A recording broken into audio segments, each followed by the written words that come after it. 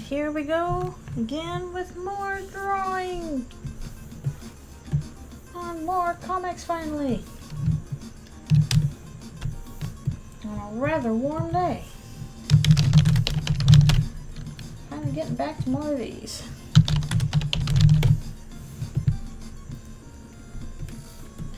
Yeah, if you're joining me on this Sunday afternoon, hope things are going well for you so far. They are going okay for me, although it is kind of hot. I turned off the air conditioner because it was pretty noisy. However, if it gets to be too much and I'm too uncomfortable, I might have to turn it back on. And he'll have to deal with air conditioner noise, which is unfortunate, but that's just how it be.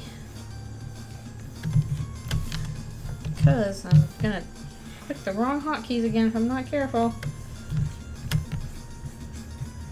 Also, definitely have to make sure and do my stretches because my wrist has not been great lately.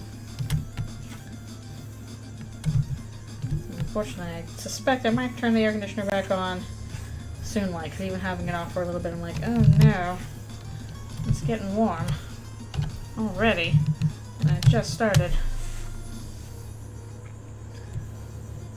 But we'll see how it goes.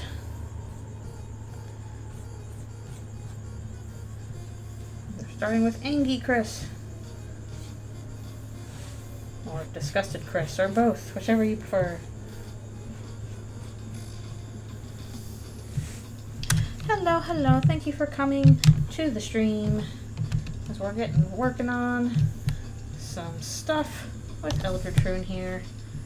And again, I might turn my air conditioning back on if it gets too hot because it's kind of warm today. Just might make a lot of noise because it's literally right next to my desk and I can't move it. That's just how it is. But I hope it's a little bit cooler where you are in the summertime.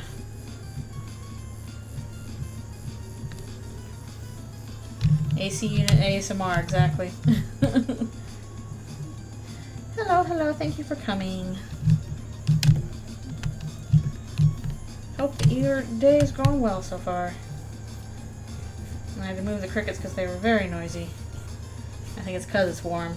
They tend to get noisier when it's very warm out. They're like, yeah, it's warm, time to do cricket things. The Elfies, you're out too. See how far we can get with these lines today because I won't be able to stream next week. So it'll be nice to make some good progress on this today.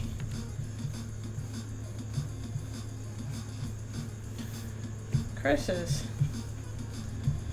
challenging and challenges. It's nice to get back to line art, the stuff that's fun to do, at least for me. A lot of people don't like doing the line art stuff, and I'm like, wee, line art! I can just go for it, and I don't have to think about it too much. Yay!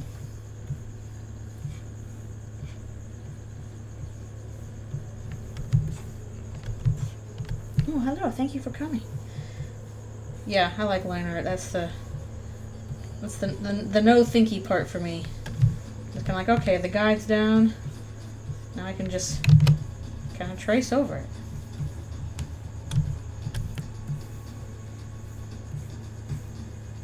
I mean, then not following stuff exactly, but pretty close.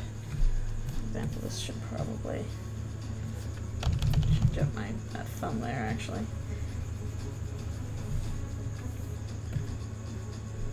Yeah, I don't want you, clone stamp. I don't want to clone anything. A little bit better.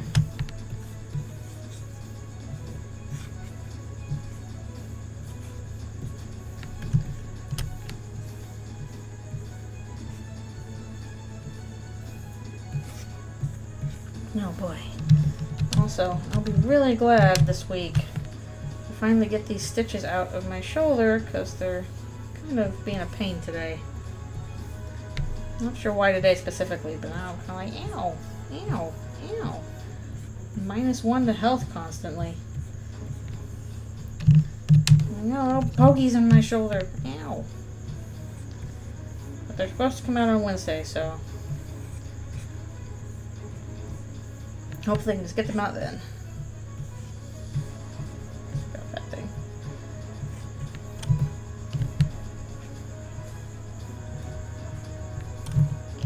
Also, hopefully that'll make my shoulder in general feel a little better.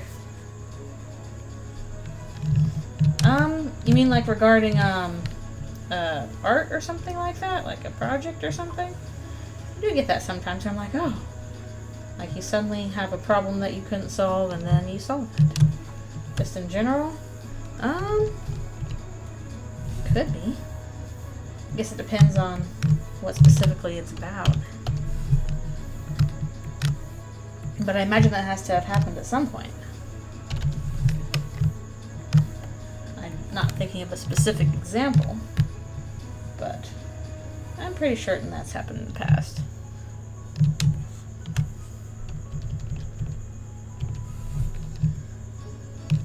Did you just have a hello, thank you for coming to the stream?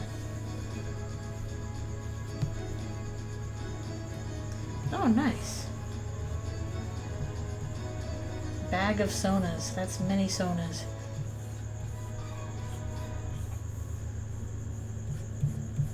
Let's go back in here later and do like shading there. No, false Eureka. Maybe? Probably had something like that too. You exist long enough and you end up having both. But hello, thank you for coming to the stream.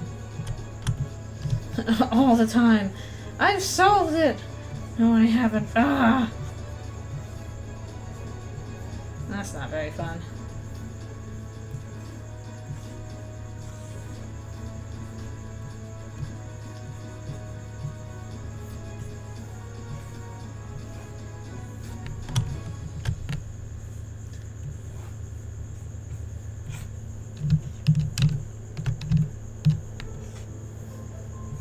Well, as long as it's a false Eureka that, like, doesn't set you back too much. It's like, oh, I thought this would work, but it's not. Instead of a, oh no, I thought this would work, but it really does not kind of thing.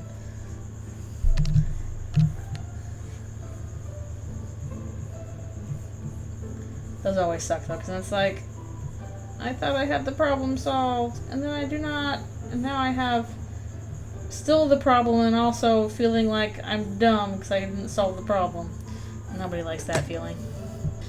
Hello, thank you for coming to the stream.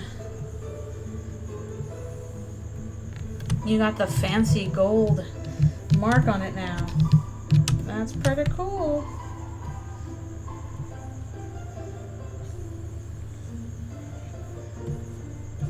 Big spiky balls. Very scary. Oh, that's cool. It'll be cool to see Chuck Tingle. That'll be fun. You can get your book signed and chat and all that goodness. I know. I gotta figure out what game I'm gonna do next now that I finished In Stars and Time. I'm thinking probably Disco Elysium. So I'll have to buy that. Don't know if that's on sale or not, but I have to check that out. Though my other option is probably Mother 3, in which case I need to find a very, very legal means of playing that. Extremely legal. Yeah, unfortunately right now it is not cold. It is quite hot. It's like there's so many good summer sales on and it's like, wait, no, I need that, but also I want to buy that.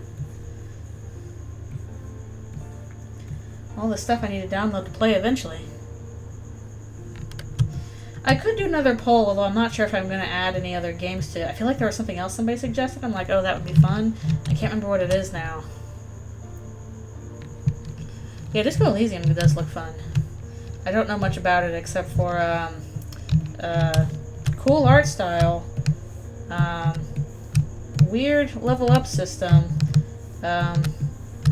capitalism bad, and Kim Kitsuragi is the GOAT.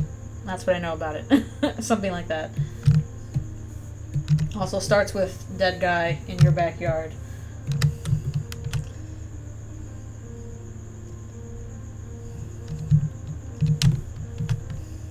Yep.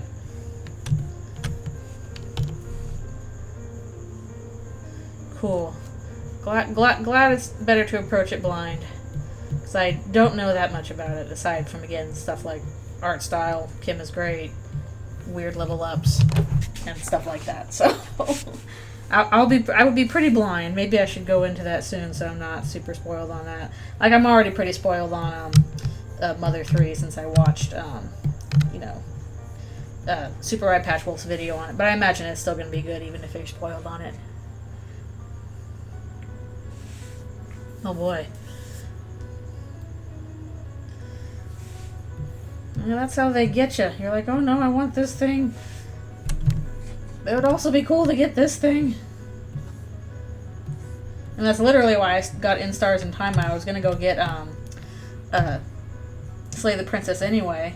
And they're like, here's a bundle where you can get both of them together because they're both black and white RPG style games. And I'm like, well, I was going to play both, so yeah, I guess I will get both. Yeah, I recommend playing In Stars in Time yourself. It was very good, but I'm pretty sure that pacing-wise it's going to make a lot more sense to play yourself than watch on stream. Especially since, like, the whole thing is like, okay, because you're experiencing this thing over and over, you're going to be skipping dialogue, which might be kind of confusing to watch. But it's like, oh no, I can't listen through this again. I'm going to skip it. So it's like, wait, what do they say? Skip kind of thing.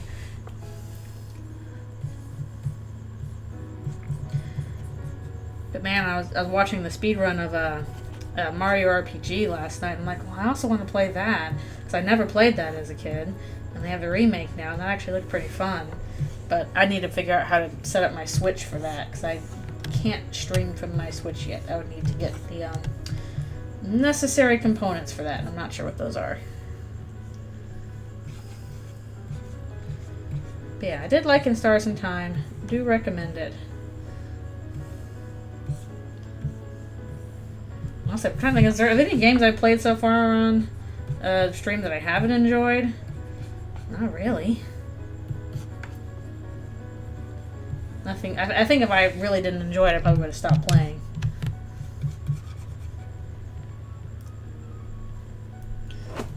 Yeah, Mallow looked cute. Again, I was just watching the speedrun yesterday for the SGDQ finale, and I'm like, oh, this game looks cute and fun. I should give that a try. Now that there's a remake for it. And you know, Yoko Shimomura's soundtrack, can't go wrong with that. Yeah, same. Stuff keeps coming out and I'm like, I'm a friggin' adult, I can't just sit and play stuff all day. Please. I mean, I could, but then I wouldn't get other things done that I want to do, so I don't.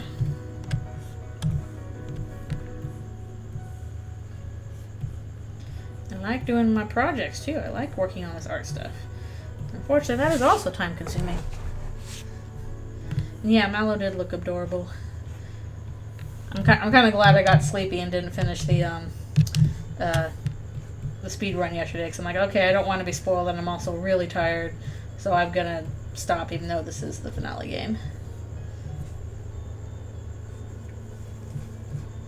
Yakuza games are supposed to be fun. So much stuff to do. So little time.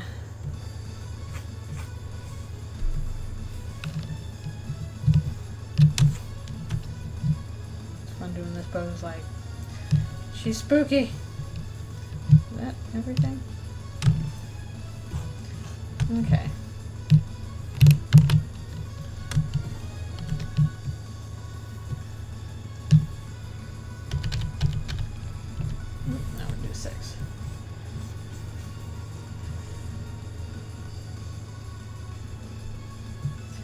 Yeah, Earthbound was good. I liked Earthbound.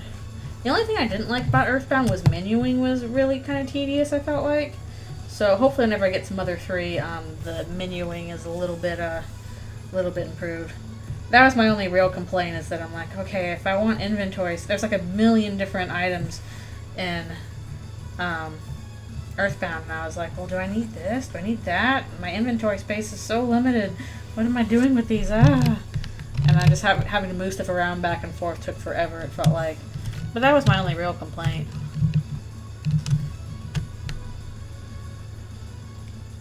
Factory resets and goes feral. I kind of wish it was a game that I played when I was younger. I think I really would have liked it when I was younger. Like, it really would have rewired my brain about when I was a kid. But, did not have consoles when I was growing up. Parents didn't like that. We already spent a lot of time on the computer playing games on the PC, and wasn't fond of that either. But, I don't know, probably would have been better to play something like Earthbound as opposed to, like, Heroes of Might and Magic, which, I really liked as a kid. It was fun, but it was also one of those games that's like, just one turn more.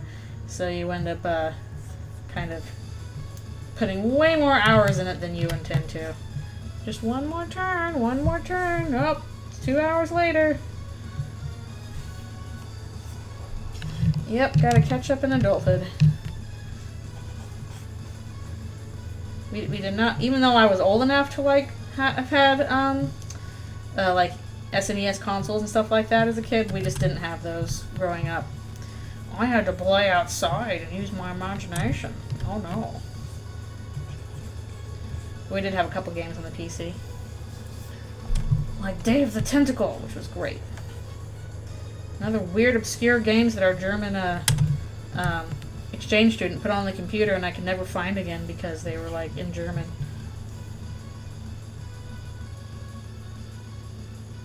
Aww.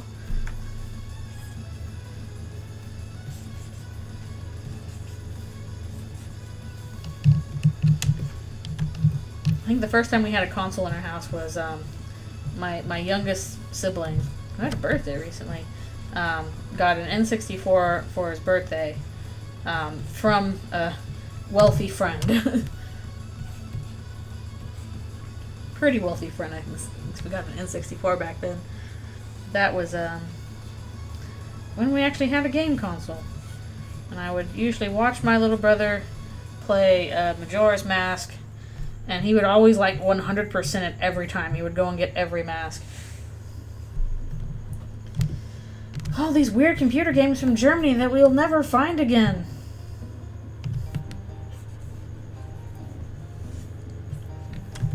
You are lost to us. Cool games from Germany in the 90s. I couldn't really understand what was going on with you, but I played you anyway.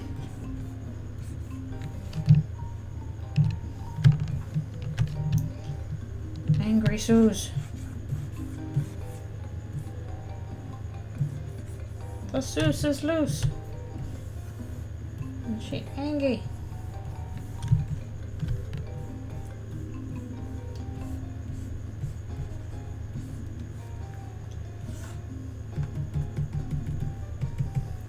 Yeah, the big PC games I played with my little brother were Heroes of Might and Magic 2 and 3, and we eventually also got 4, but they changed it from like a 2D to like a isometric 3D.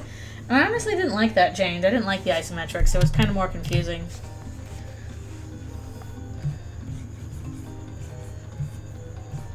So mostly I would just play 3 a lot. 2 was good, but I really liked 3 because it gave you like a wider range of like weird monsters you could recruit. So I'm like, heck yeah, I'm gonna start the Warlock class and get, you know, red and black dragons and centaurs and etc. Or elementalist and all that kind of stuff.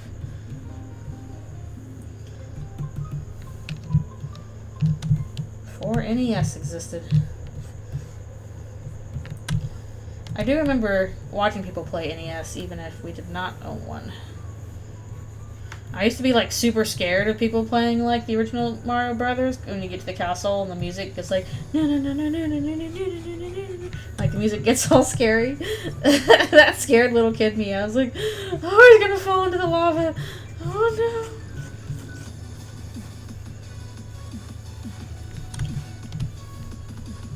Yeah, I think I played original Sims, too. Well, we played it on the Mac. Like, or it wasn't original Sims, it was SimCity. We played original SimCity on the Mac. It was black and white. You weren't supposed to control people, but you did, like, build cities and stuff like that.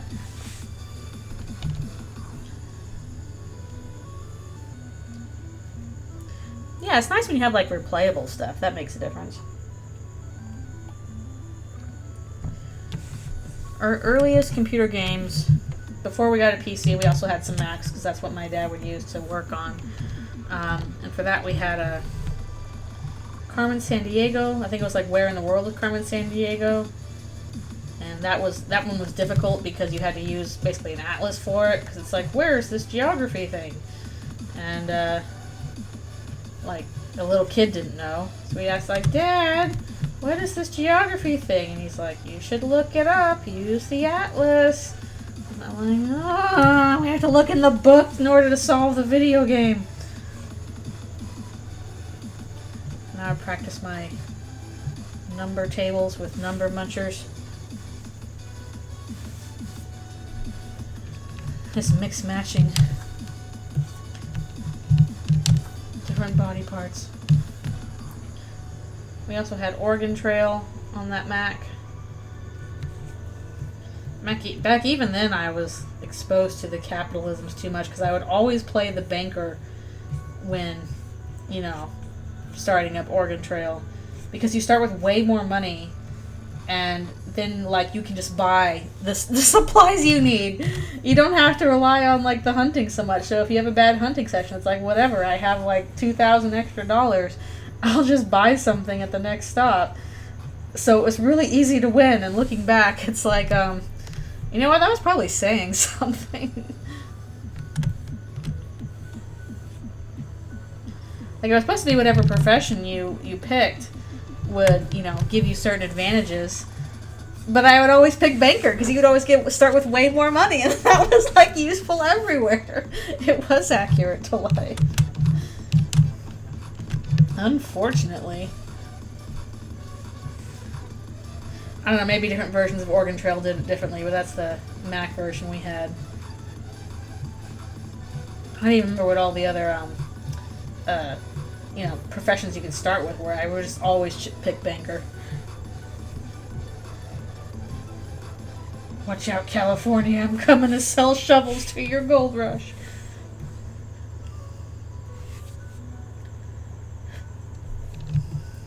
I only know all the Strawberry Shortcake characters. Like, I didn't watch Strawberry Shortcake as a kid, but I briefly worked on the series, not the 3D one, but the new 2D one.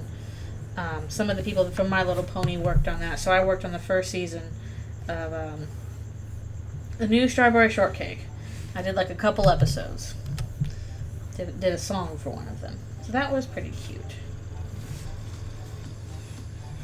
So that's the only way I know the characters. Or at least some of the characters. I didn't work on that many episodes. That's kind of surprising.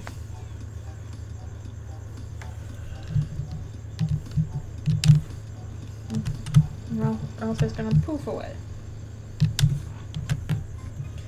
I'll say, like, I ain't involving myself in all that.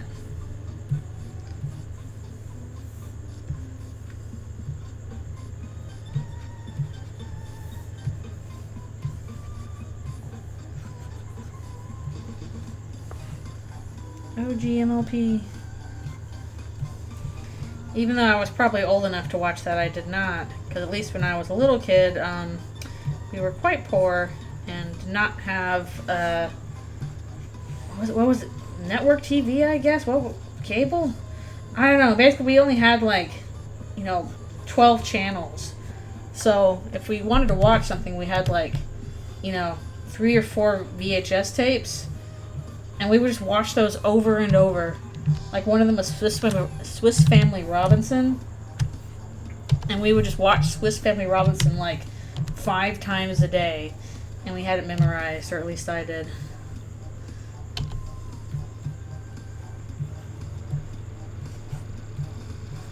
I really like... I'm glad my parents liked Swiss Family Robinson, too.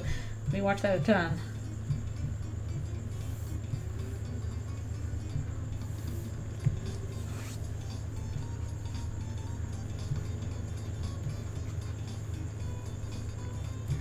So I was sad when Disneyland tore down the Swiss Family Robinson treehouse, because I was like, no, my childhoods. I like that movie.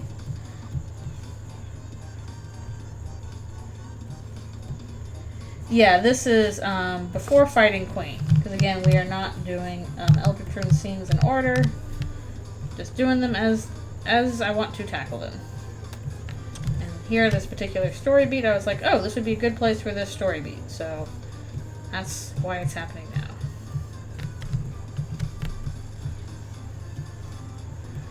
Fun little old fight scene.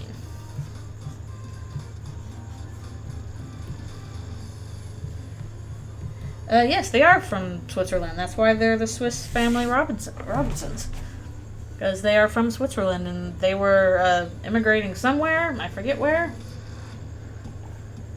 And then they got shipwrecked, and they wind up on an island, and survived by using their white people skills, I guess. And then get caught up with pirates. Probably the original story was quite racist, but the Disney movie had a cool treehouse, and they tamed like zebras and stuff. So you know, as a kid, we liked it.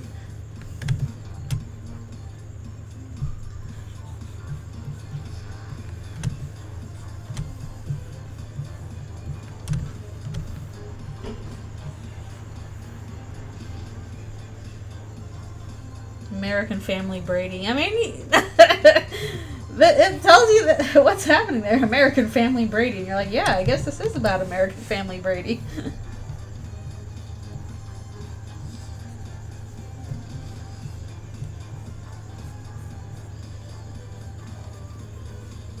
No, thank you. It's fun when they get to do cool commands poses. Those are always fun.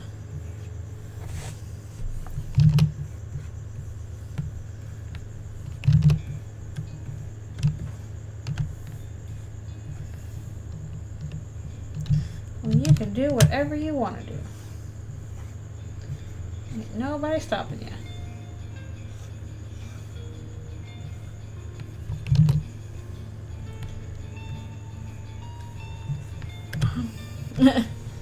Chris looks very determined. Everybody got determination up in here.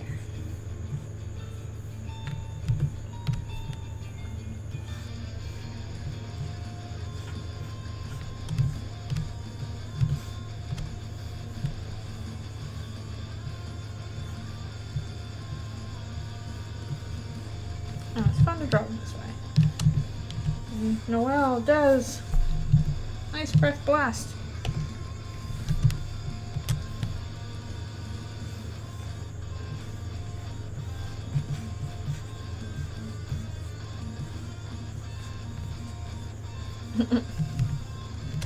Well, I'm sure that Ralsei has made cakes for Chris. Maybe they've come out as Eldritch Horrors, but Chris is like, whatever, I'll eat those.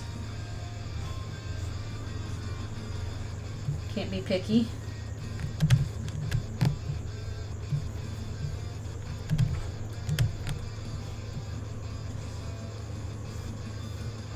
I guess I should use less bile and eyeballs in my cakes. Sorry. He probably knows how to make a real cake, too. He's worked hard, he's studied. How has he studied? Don't know, but he has.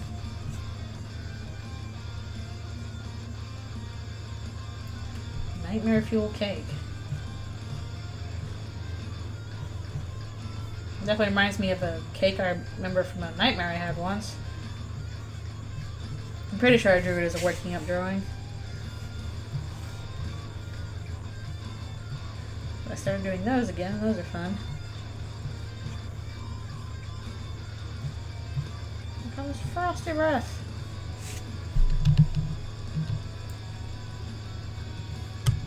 Tastes like strawberry. Yeah. Gives you horrific visions, but you know, it's pretty tasty, so. Win some, you lose some. Well, there was probably a scary cake on MLP at one point. Or scary pies.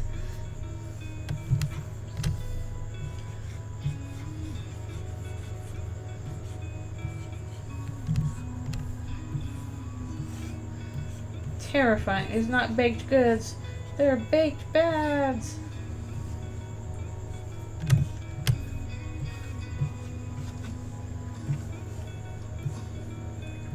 need to stop soon and do a stretch break, even though I haven't finished the page. Crisis. Oh yes, the muffins were the baked bads. That's true.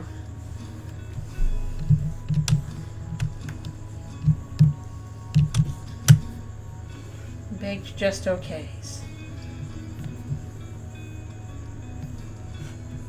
So I feel like I forgot something on Noelle's antler. She should have some icicles hanging off there, so I can double check that.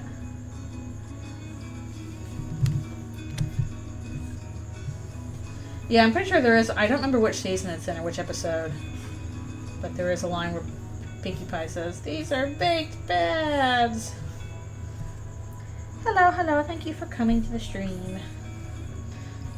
Might stop just briefly to take a little stretch break because I need to do that. My wrist has been not great lately. Unfortunately, it's been causing problems.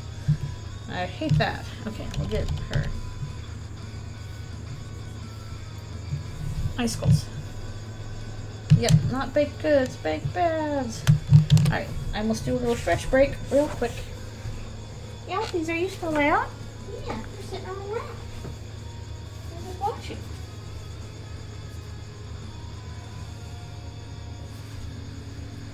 Baked inconceivables. Whew.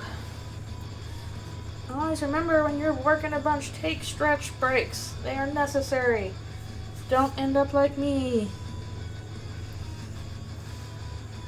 Products undesired, bads. We've laid it out as plain as can be. I did not desire this product. It is a bad.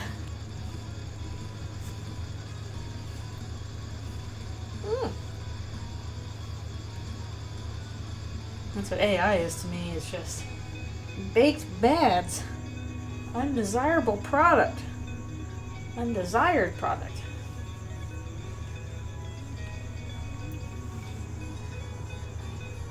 Hair is such a bane. Very often.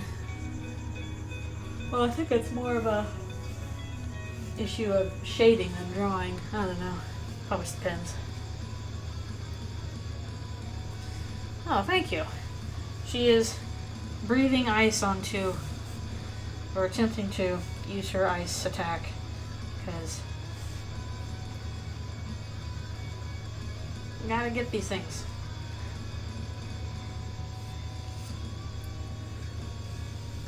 Here's ice in your eye.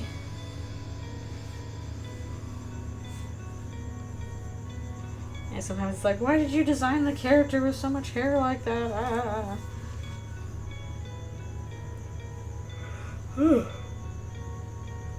I think for a thing once I had to draw, what's her name from Horizon Zero Dawn, and she has complicated hair.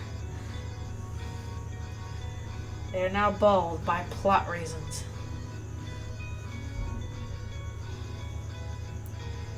Alright, I'll be right back for one more stretch.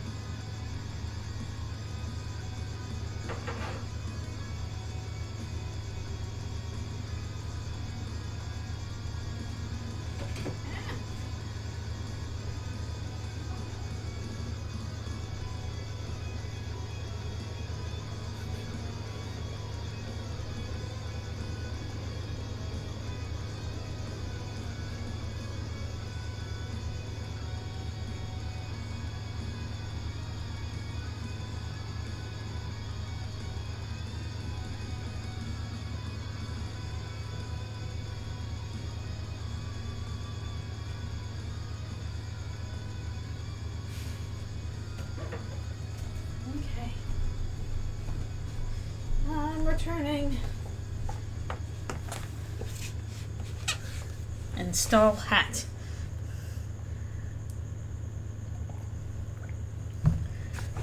I should try wearing more hats. I don't wear that many hats. Okay. I'm gonna go back to this.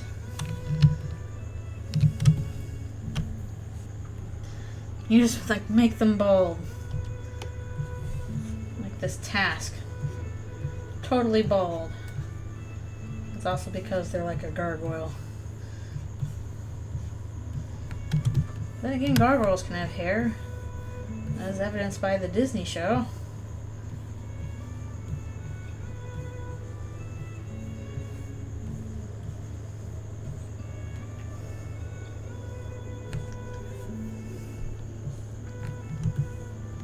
Simple solutions. Like, make it bold. My usual simple solution is accessories. We've forgotten those. No more accessories for you. Say if you want to learn how to draw Susie, it's always good to look at some, real life stuff, like Komodo dragons have a good Susie snoot. Monitor lizards too, although Komodo dragons are kind of a subset of monitor lizards. A kind of a dinosaur looking reptile. I also think Canon Susie's snoot is a little more round and broad than most monitor lizards.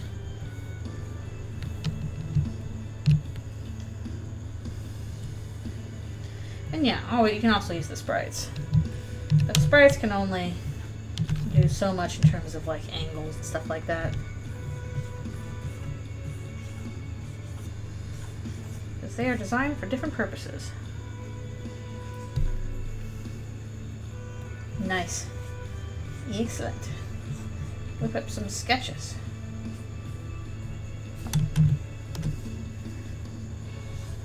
I mean, I guess there is kind of official artwork. There is, the stuff that Timmy's put out.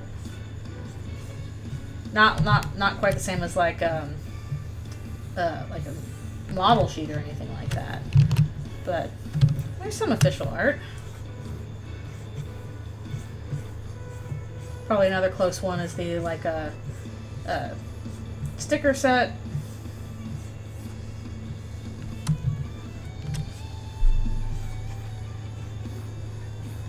Do Eagle still use those like those? I guess that's like Facebook stickers or texting stickers.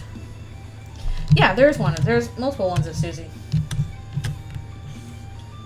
They're pretty basic and cartoony, but they exist.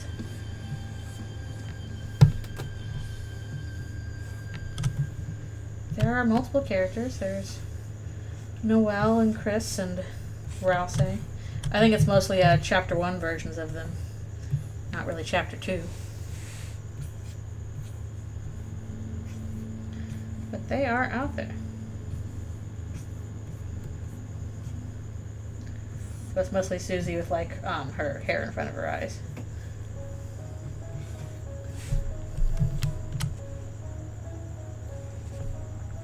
That's good.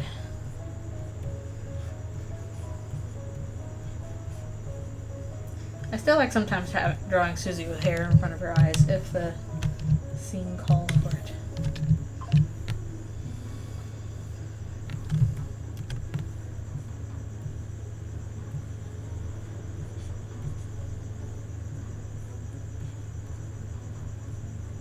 She's on the prowl.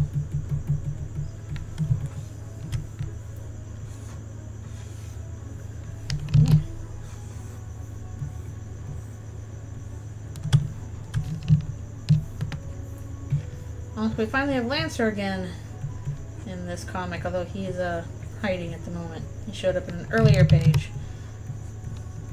Very briefly.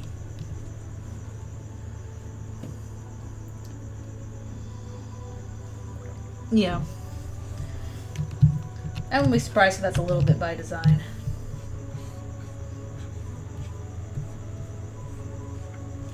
Like, you can get a pretty good idea of it just from official stuff, but even then, like, a lot of the official stuff is, in a way, a just commissioned fan interpretation.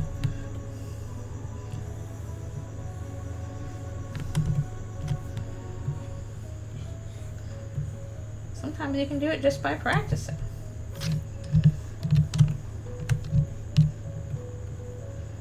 I know it's definitely, like, my way of drawing Susie has changed over over the years. And I don't just mean for Eldritchrune.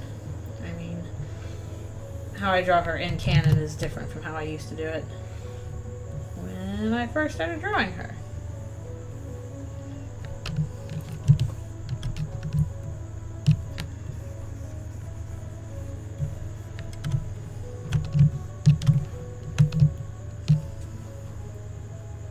Yeah, exactly.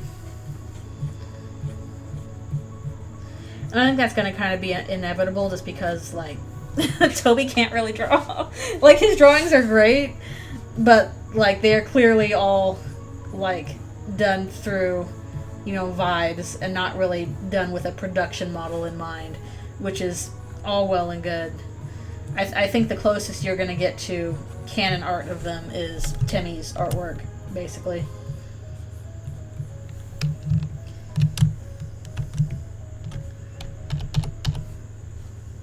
And she's done them a couple of times. And even then, her artwork of them is very on the cheapy side. Yeah, his drawing is all vibes, no art direction. Which is totally fine for what he's doing. He's not doing a movie. He's making a game, and that is okay. You sprite them. that's how they look at the game. Therefore, that's how they look. But drawing wise, yeah, it's all vibes, no direction, which can be very funny. The artistic process. Those incredible faces for Pizza Pants. Yeah, I think the sprites actually. Now, speaking of, we have a little yellow music playing. I think the sprites in Undertale Yellow are a bit more refined. Because I think the people that were designing it were more artistically based. They're definitely pretty large sprites, if nothing else.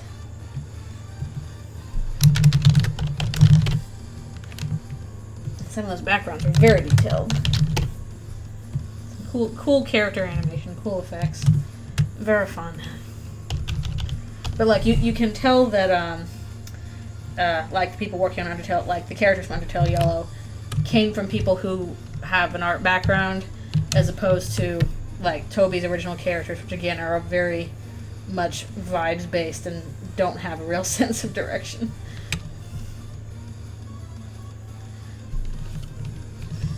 Pizza Pants is great. I'm very curious to see if he does more in canon. Like, maybe he's just a joke, but wouldn't it be really funny if he went to the Dark World? Like, it would just be... like, how would Rossay deal with that? How would Susie deal with that? It'd be really funny.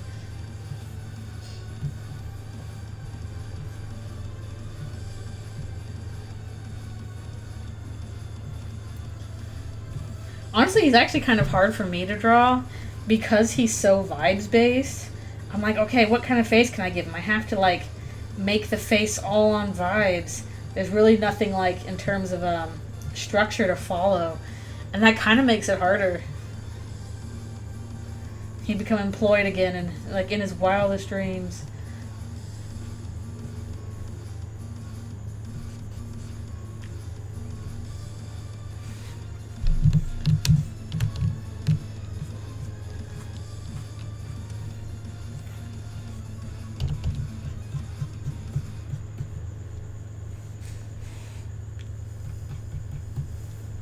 Everyone just has extremely awkward vibes about Pizza Pants. Just like, okay, dude, you are a guy, that's for sure. You're very weak.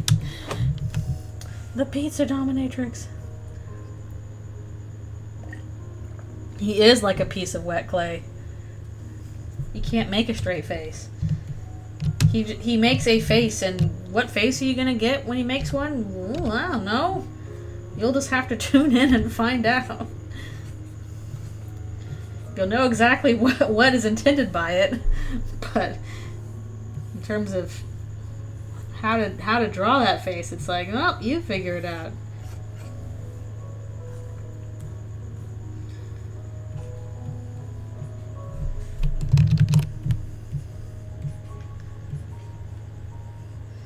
No, Pinkie Pie has way more structure than he does. He is all vibes, no structure. Like a shapeshifter that forgets their true form. He's lost his true self to customer service. The true demon that takes over your body. Ah, you have a demon possessing you, Chris? Me too, little buddy. It's called employment. It's called retail. I got to draw some of those weird faces for Pinkie in one episode. That was very fun. That's why she was my favorite character to draw. You could give her weird faces and push her a bit.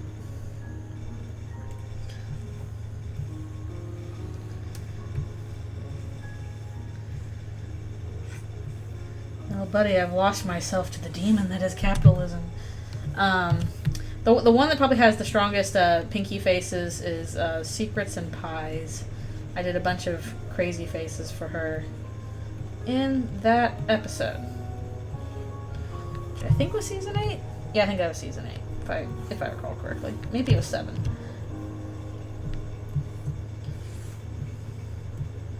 And I was very happy because they really pushed her as well as I did with the boards. So it's like, yes, they matched that energy. That weird, horrible energy. I don't think people were super big on the episode overall, but I enjoyed working on it pretty much just for, like, Pinkie Pie going insane. And it's fun to figure out how that's gonna happen. Like the scene where she's basically trying not to blink. All those faces, that was me in the boards.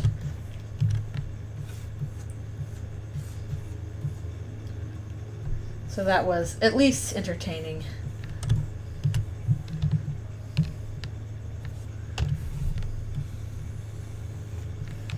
And also drawing evil Rainbow Dash. She's like, I'm evil, I'm going to blast your pies with my laser eyes.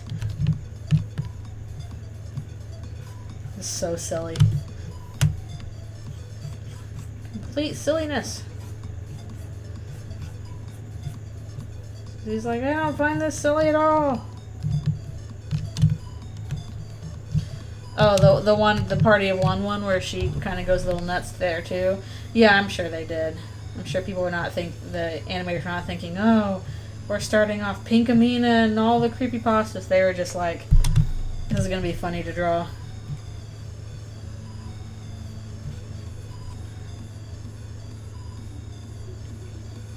And yeah, that's fine if you're not the target audience. Target audience is little kids, so.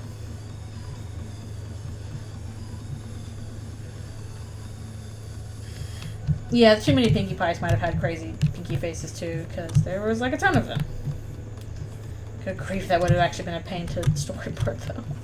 So many crowds of Pinkies. How do you label all those? Crowd scenes, that's where it really gets you.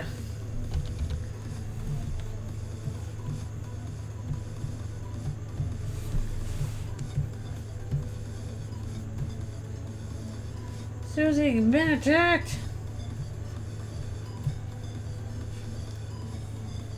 She's like, ow. Ow, my skins. Alfie, what about your skins? Ow.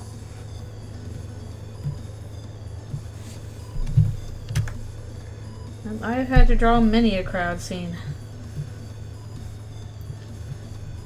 And good grief, once I get to the ending of Eldritchrune, it's gonna be a lot of crowd scenes. I ain't looking forward to that part. Some stuff will be really fun to tackle, and other stuff I'm like, oh boy, why did I do this to myself?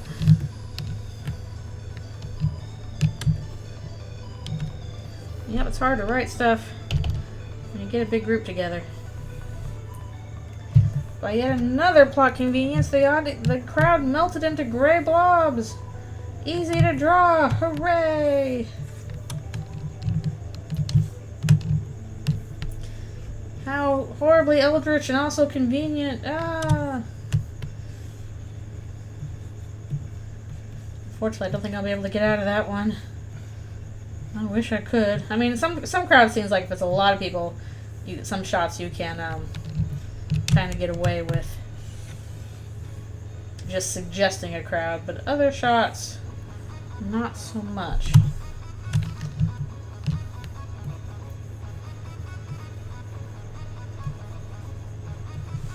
So, eek. That's why I need to tackle that little by little.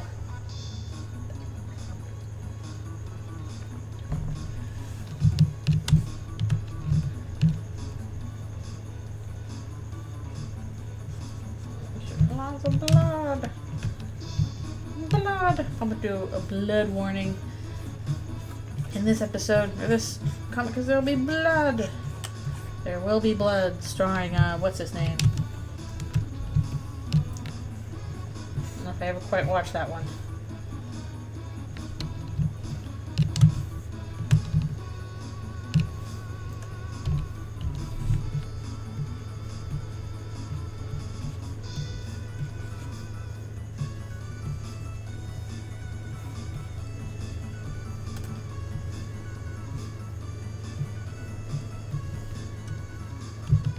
These guys are like little lampreys. Just sticking on.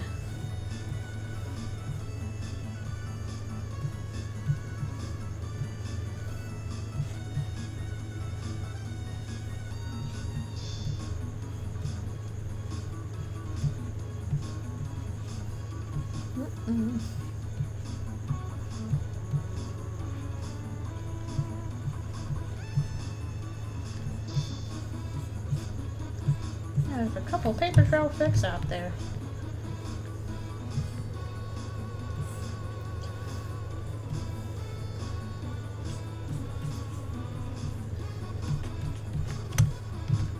Susie's like, I dislike this. I dislike this turn of events.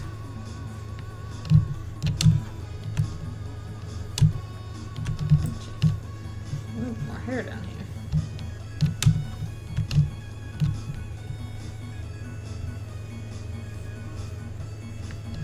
Figure out what color these guys are. She mad! Oh, see, speaking of crowd scenes, fight scenes, look at all this.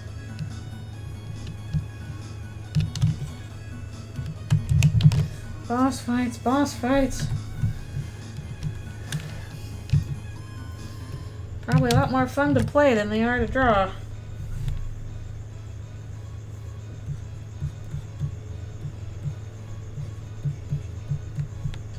Not that they aren't fun, they're mostly just time consuming is the problem. They go a little slower compared to other stuff because there's so much stuff you gotta tackle for them.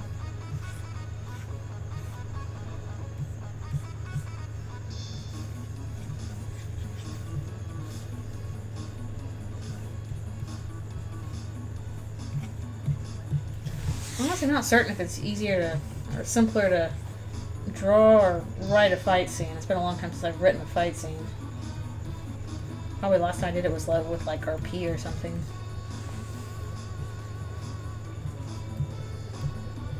Which would have been a while back.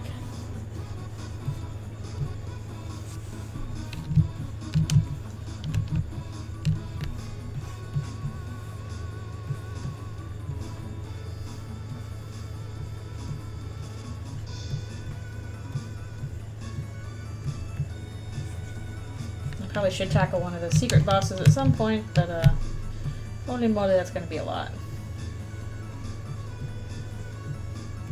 But I'll figure it out.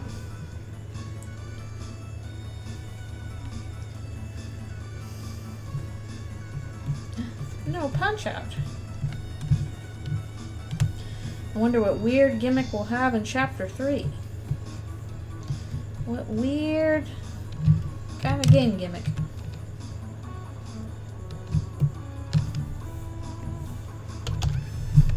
Seems like there'll be at least one of those every chapter.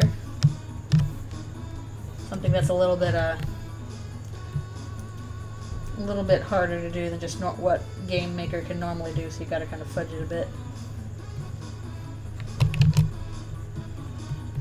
Which I think in Chapter 2 is pretty much the teacups. Ooh, the murder teacup. But Chris, where the hell are we? Why are we in one shot now?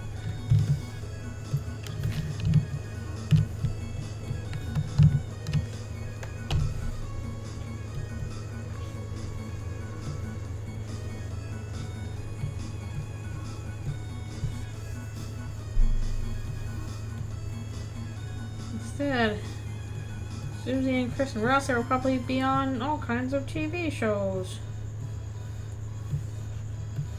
So many to choose from.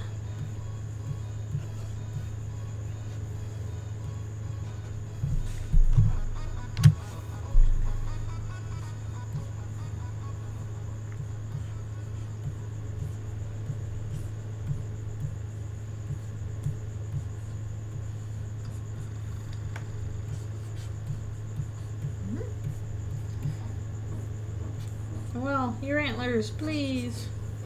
Why must they be so large and complicated? I will complain about them every single time. Because I can.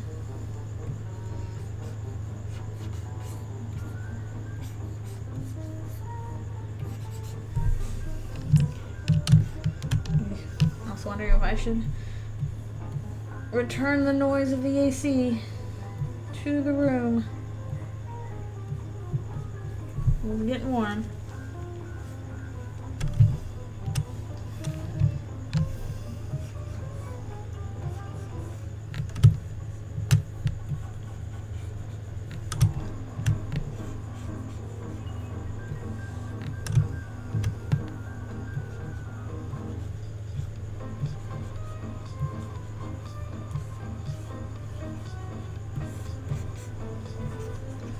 I'm guessing the job system for FF14 is pretty diverse. I've not played, or not 14, 5. I've not played 5 or 14.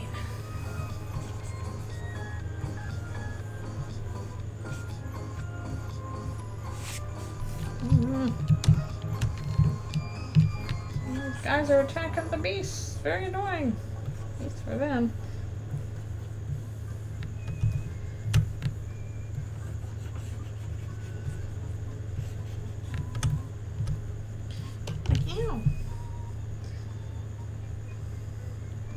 I see. I see.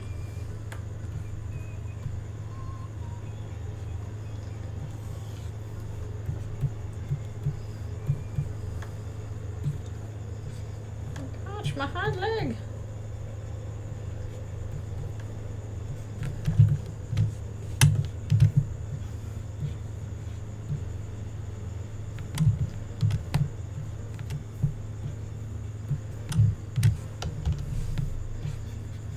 Ugh. I might need to put on the AC just because I'm going through my water quicker too, which is a sign that body's like, hey, it's too warm. Yeah, that's not fun. That's spoopy.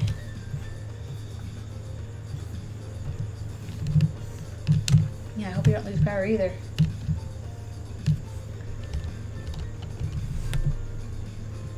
We just never get thunderstorms around here, so I'm never quite worried about that. I don't remember what the conditions are to get one, but hardly ever get thunderstorms. Just get regular old rain.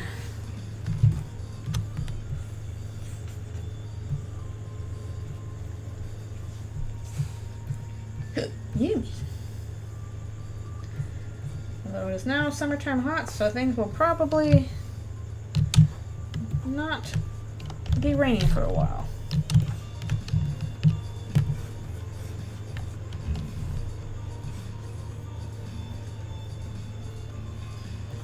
At least people who know Sailor Moon know how to pronounce it, probably.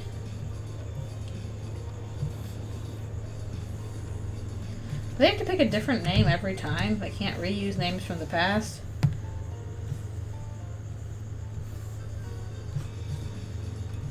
I feel like it's going to get really hard. as time goes on with certain letters. But then I don't really know how they name hurricanes, what the reason is behind it. I'm sure there's a reason for it, but I don't know what that is.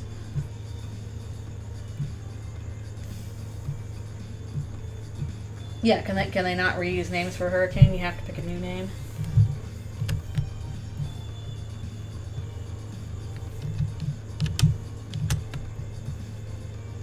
How do you decide between a male name and a female name? Do you switch off? What are the rules? Is it like race horses where no racehorse can have the same name, so that's why they have increasingly weird names?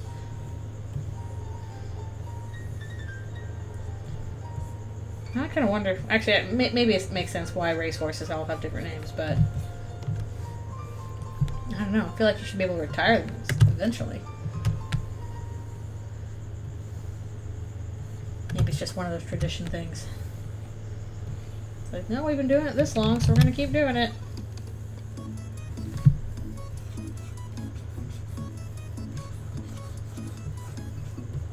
Gotta start somewhere with art. Trying out different poses and stuff. Hurricane Andrew 2, the Hurricane Vengeance. Blah. That's a bit of a mouthful.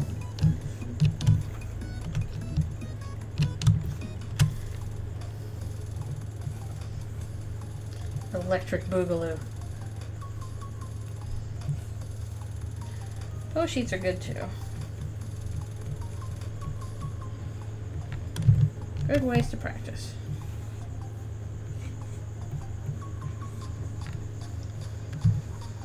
Especially from looking at stuff in real life or in the mirror.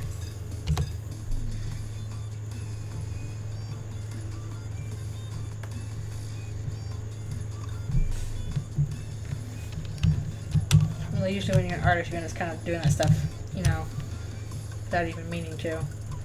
Making faces. It is fun when sequels have dumb made-up names. Be on the lookout for Nut Dealer in the future.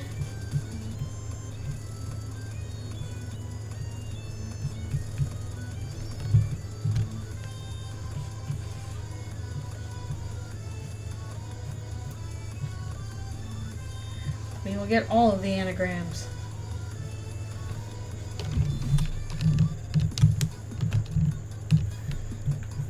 Just one panel taking so long. We have fight scenes going on.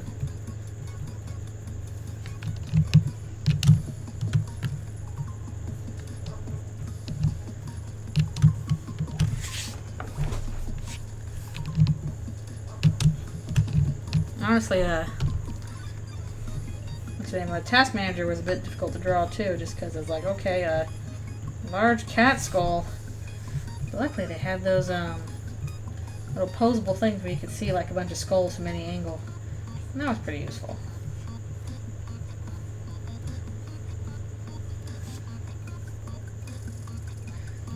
It won't take a lot of time.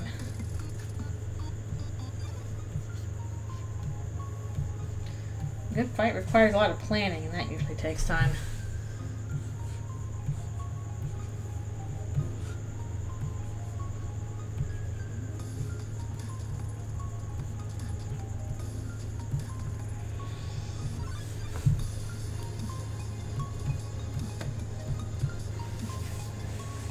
Not really safe to do a on-the-fly fight scene in real life, I imagine.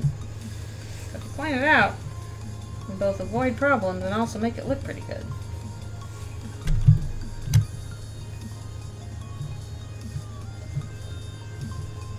All different kinds of ways to tackle it. Okay, after I finish this panel, I'm going to have to take a snack break, and maybe I will go ahead and turn on the AC. Hopefully it won't be too loud. You'll have to let me know. It's like, I can't hear you over the jet roar engine of your AC.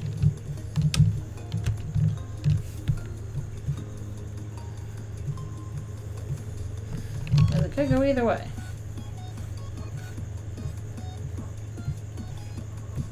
No, don't want that tangent. Don't want that. Stop it. Get out of here, tangents.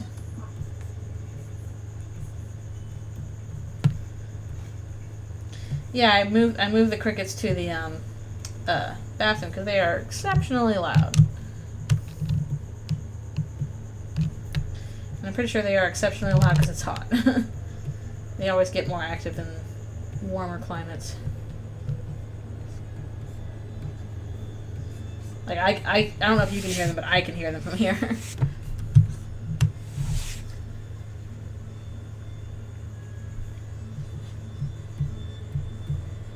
Gotta have giant robot fights.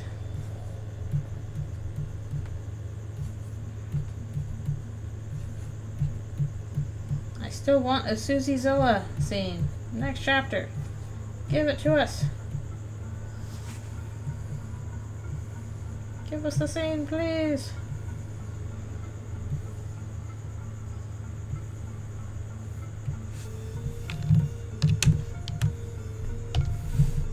Okay. Special lines.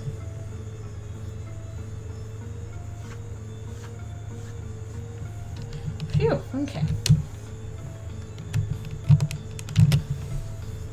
Indeed. I will join you in eating shoes, probably. Alright, we're turning on the AC. Let me know if it's just obnoxiously loud. I feel like they've set up Susie Zilla too much to not have it happen in some capacity. She binges it in the Ferris wheel, and it's on TV. And Susie talks about how excited she is about it. Like, come on! Come on!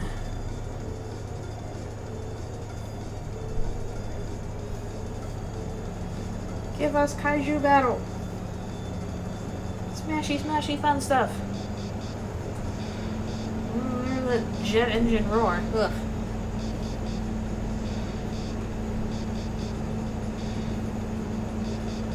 But it is getting too warm for my weak little human body. And I cannot move the AC. So, apologies. Maybe someday I will have a place that has built-in AC. That would be a miracle.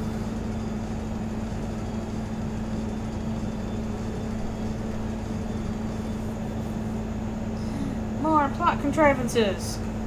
Does it work? Close enough. Who cares? As long as it's entertaining and fun.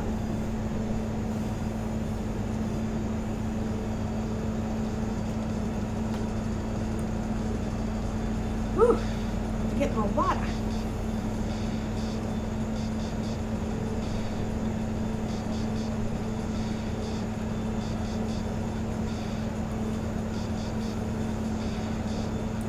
I just realized Susie's hair in that frame is kind of all over the place.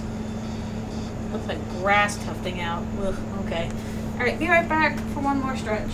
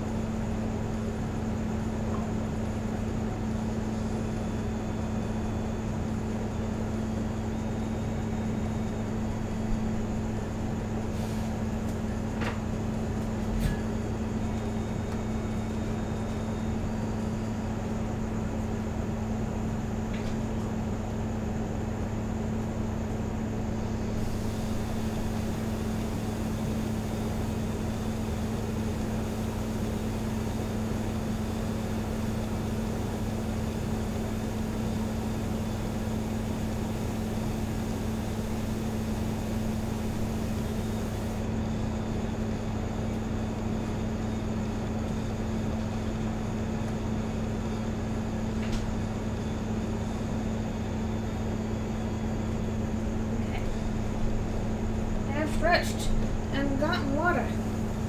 So now it's time to continue on.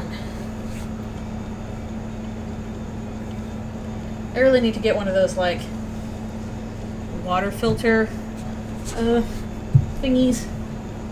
Those Brita filters, whatever. Probably would be a good thing to have. Right now, Chris probably needs a shield more than anything else. He's like, hey, Ralsei, is it too late to magic my sword into a shield? I heard in some universes you can do that. They're just like whatever.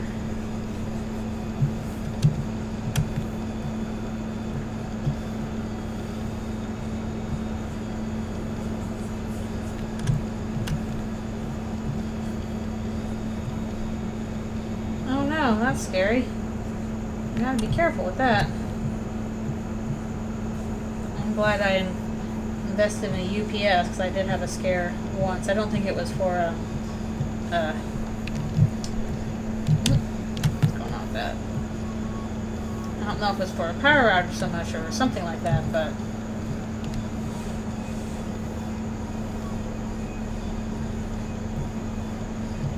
Storm. Song of Storms. The Legend of Zelda.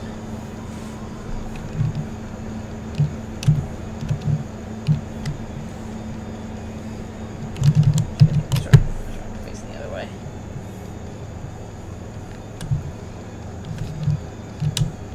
Hurricane Queen Barrel.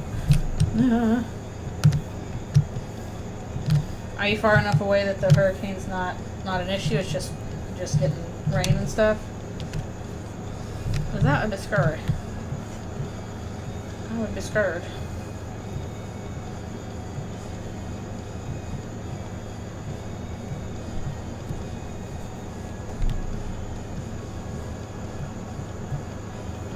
Okay. Yeah, I don't like heavy winds like that though. Oh, geez, really? Constant outages? Ugh. It's not very fun.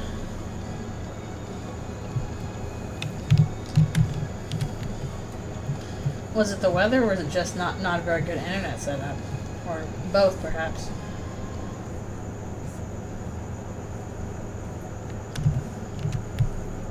My Wi-Fi was a little bit testy, but that's probably because I was just doing a lot with it over the last few days. I had on GDQ on my TV. Squirrels? Squirrels? It was squirrels? The squirrels were attacking your power lines? Like sharks? Sharks of the trees? Squirrels? Why are squirrels attacking your power lines? Do they not have enough nuts to hoard? So they feel they must cause mischief?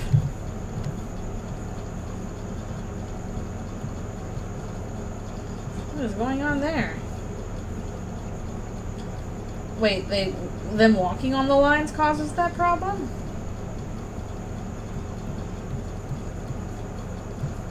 Does birds sitting on it cause a problem too?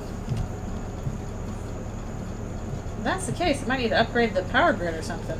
Feels like that shouldn't have to happen.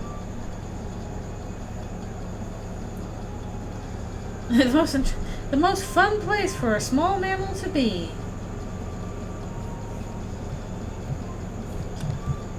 Ah, this looks nice and dangerous. I'm going to raise my children here.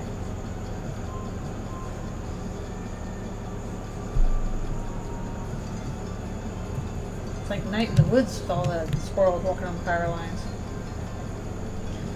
Hey, don't walk on the power lines. Okay, I won't. Proceeds to walk on the power lines.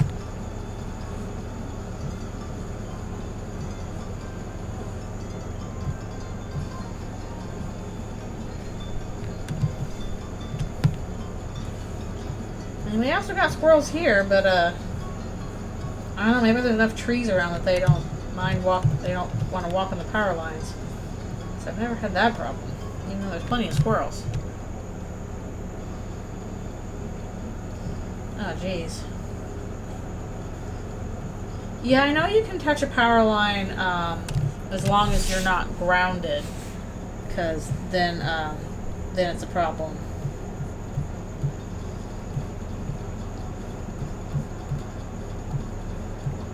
So, like, I think it's technically okay to touch them if you are a human, as long as you are only touching one line and you are not grounded. Then the electricity will not pass through your body or whatever. Okay, I see. I guess they're like, oh wow, free lines. Free tight ropes, sure.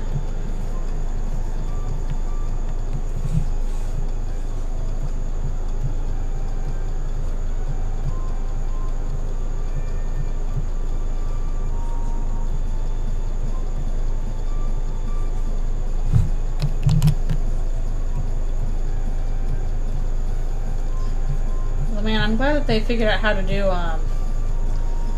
power lines better, because when you look at like the early days of like when they were just kind of figuring out electricity and trying to get it to people, it's like, why were people scared of electricity? Like, oh, people were so dumb back then and didn't know how it worked and thought it was scary wizard magic. And then you like look at pictures and it's like, actually this is like a nightmare maze of electrical lines crisscrossing all over the place like a giant spider web, and like they would frequently just fall and electrocute people. Actually, yeah, I wouldn't like that.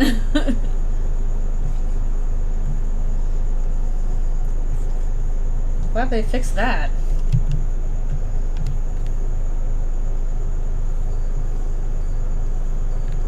Flood advisory, bleh, scary. Scary.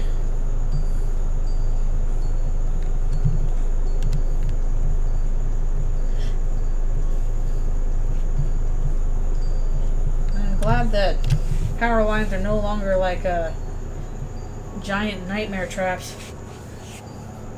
Yeah, I imagine so. I imagine it's only gotten more complex over the years.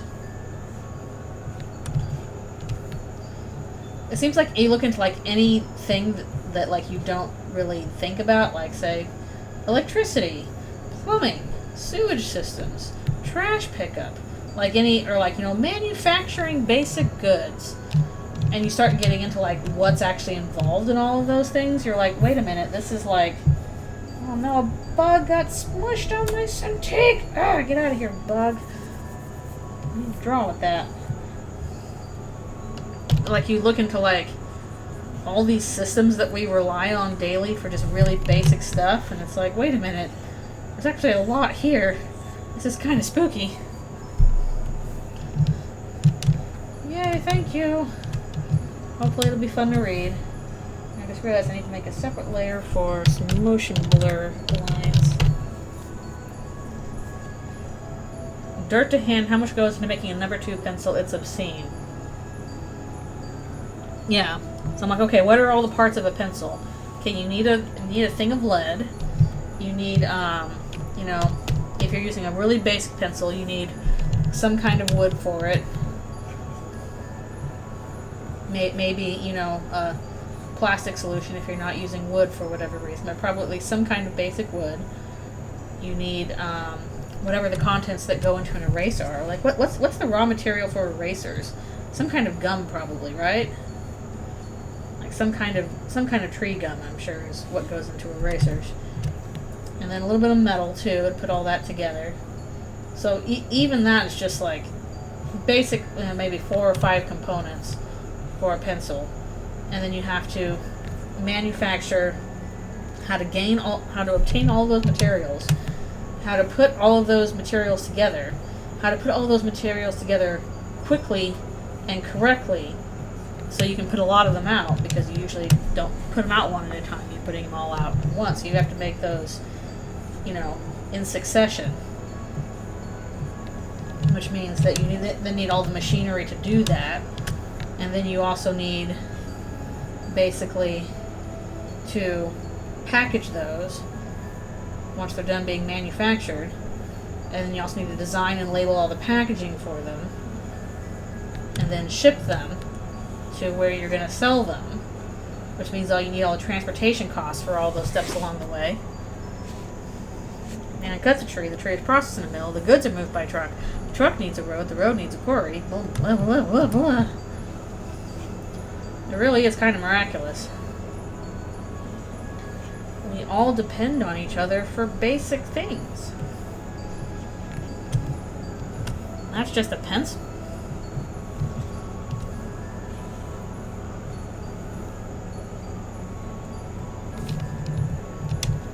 That's going to be on the blur line.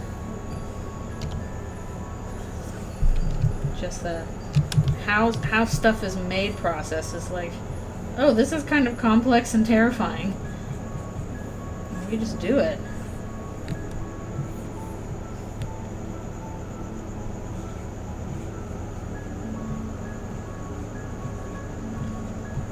I don't know, maybe it'd be good for people to like learn how all those processes work, and then maybe we'd be more appreciative of the people that are all involved in that in every step of the way.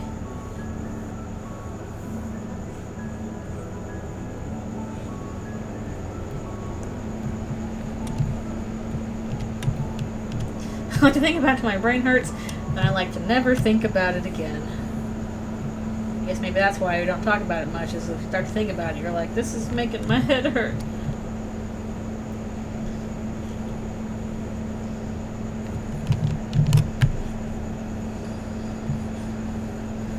Here she is, the task manager. She's gonna manage your tasks straight to hell. I'll go and shade that stuff in later.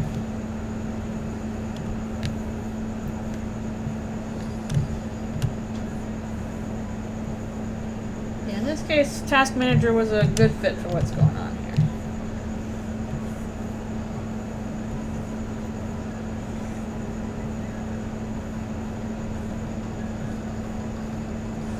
What is being discussed?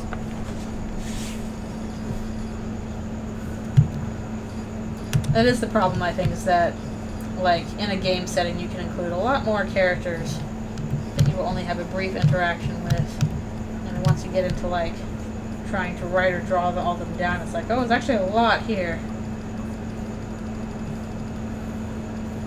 There's a lot going on. Come on. Get that right, please.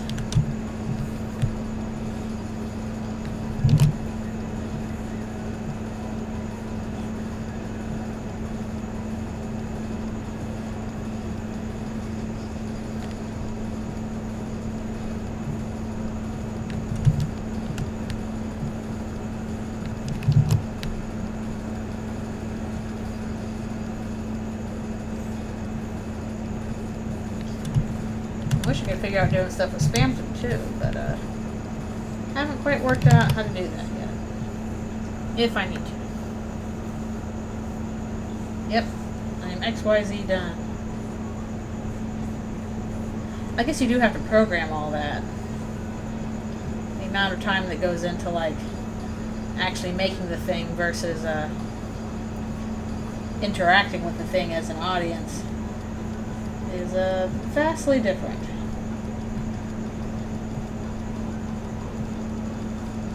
A little bit crazy.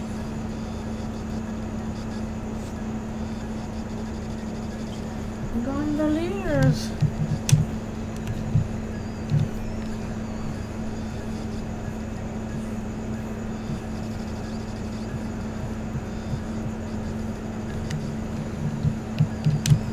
Because of course you would. Chris said I was supposed to sit next to Susie. Can't argue with that, I guess.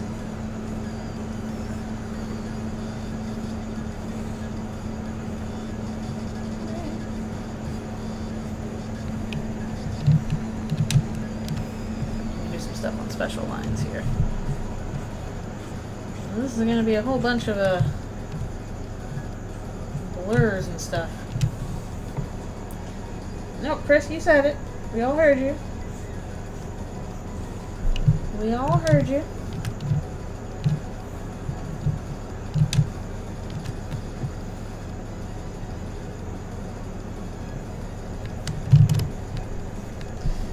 know if she'd give them a death glare.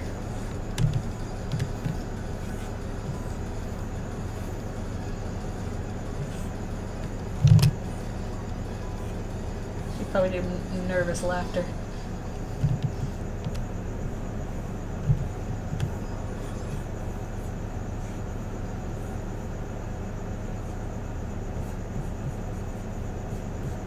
Crazy. What's going on?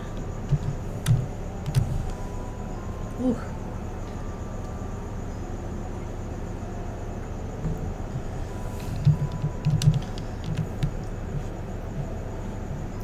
Chris, you definitely all orchestrated this. That's how smart you are.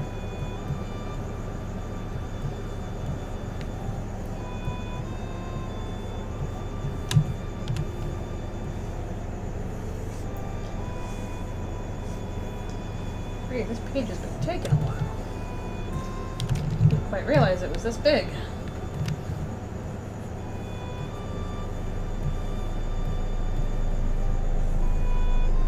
Still more left to go. Wink wonk.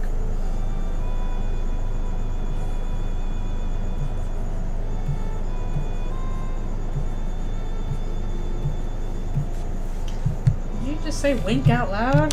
No, I didn't. Wink.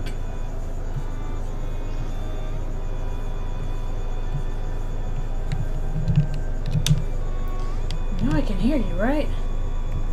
I know. Wink.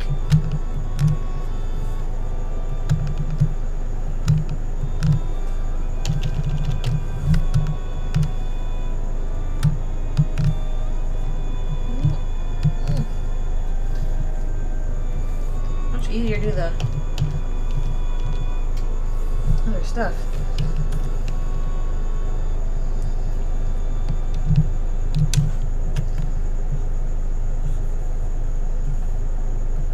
You can do it however you want.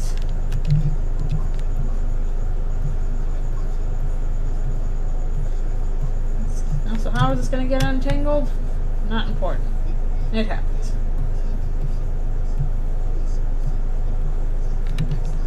It'll happen somehow. I should probably just make this a black cords or something. Have to do fills on all these.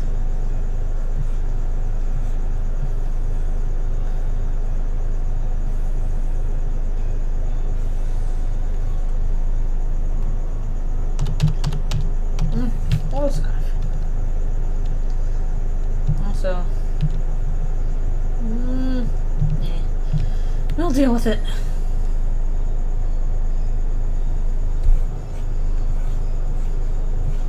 She was definitely happy about that in canon.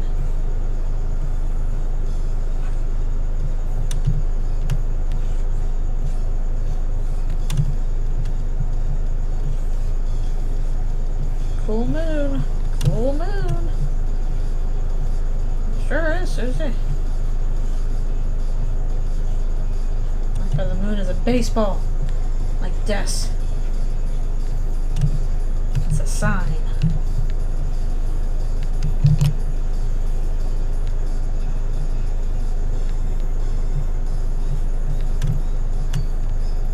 When was baseball invented?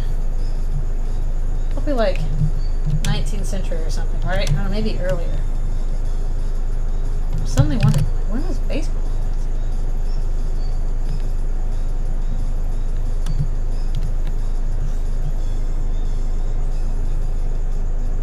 Maybe it was earlier than that. Maybe it was like 17th century or 18th century, something like that.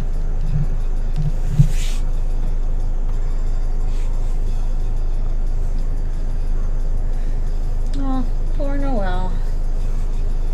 Mom is not helping.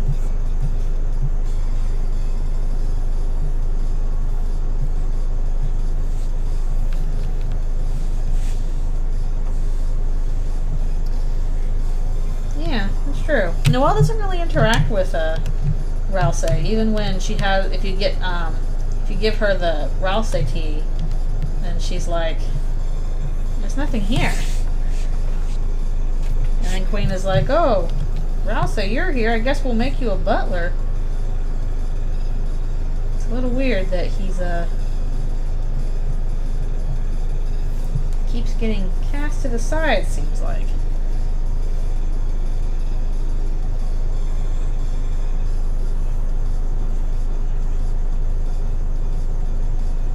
What's going on with you, my dude?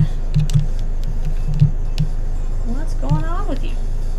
Who is Chris fighting? Chris is fighting Task Manager. Bit of a mini-boss kind of situation.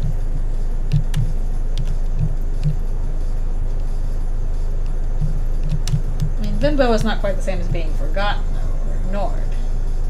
That's just kind of derisive.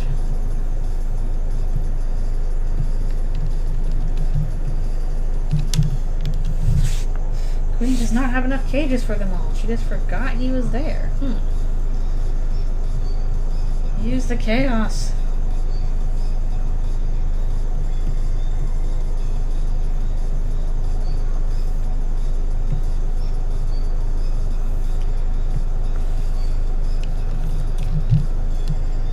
Okay. Let's see. Is that enough for this page? I think so. Move on to another one. Is it kind of spoopy? Is this for antlers? Yes, it is. Okay.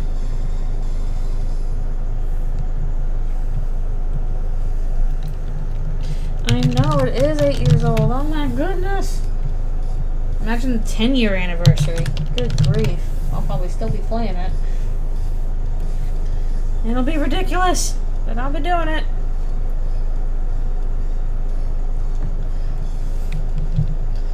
Been through like 3 jobs. Oof. Ugh. Jobs come and go, but Pokemon Go remains. At least for now.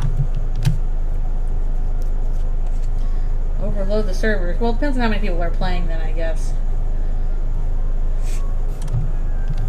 Pretty sure all that's gone down in time. Yeah, I'm still playing just because, like, it makes me go outside and walk regularly, and that's good for me, so I'm glad at least it does that. I need my exercises.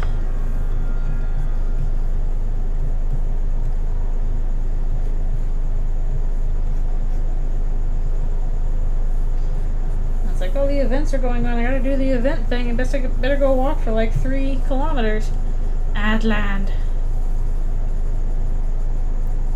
Oh, that's too bad. That's not helpful. Yeah, I'm very lucky in that there are very good walking spots, like super duper close. It doesn't matter of me actually taking advantage of them.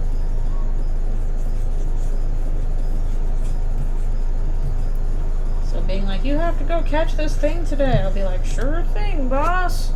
Here we go.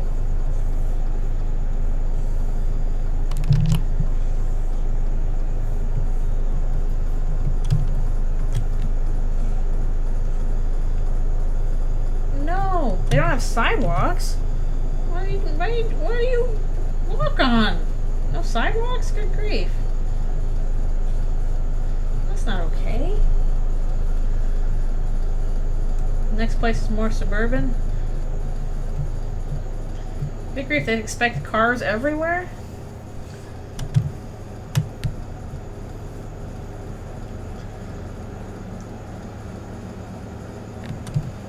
Let's see. You revving up there, AC? Preparing for liftoff? I'd land over.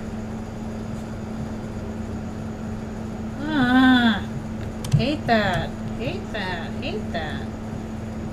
Not helpful. Man, that makes me extremely thankful. I have a lot of stuff that's within walking distance, and there's also the public transit. There's like a bus station and a SkyTrain station super close, so I can use those if I need to. And there's like a giant park nearby. I really like my location. I don't want to move because my location is super convenient to this giant park that just like full of people and plenty of space to walk, like little mini forest pretty much. It's so nice. Everybody should have that. Heck you, cars. We should have big trees.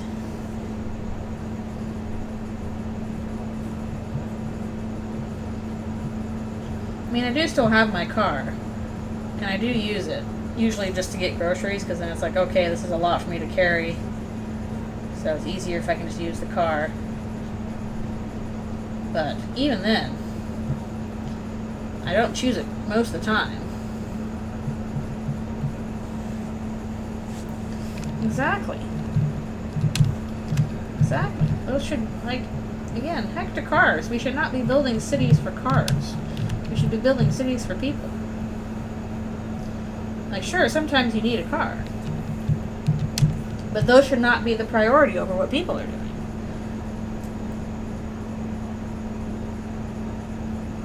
Oh, jeez. That is not very... Oh, Texas, of course. Ugh. Ugh. I was born in Texas. I haven't been there that often, but we went back once to my birth town. And I was much older. And I was like, oh, Mom, it's very flat. And it's not very nice in January. Oof, ouch. Born there, but I didn't really live there. We moved when I was like a month old. Cars is my friend. I wish for a world where I never have to drive it. Indeed. It's like, it is nice to have as an option, but I don't like it when you have to like rely on it all the time for everything. It is so nice having the option to be like, no, I don't want to park. Parking's a pain in the butt. I'm gonna take the SkyTrain there and walk.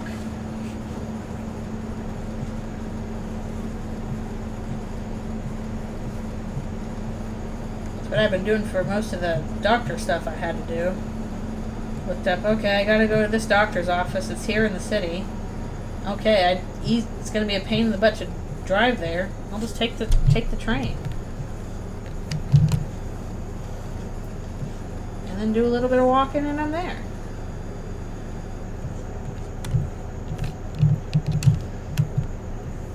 I would advocate for that everywhere if possible. At least everywhere you can do it.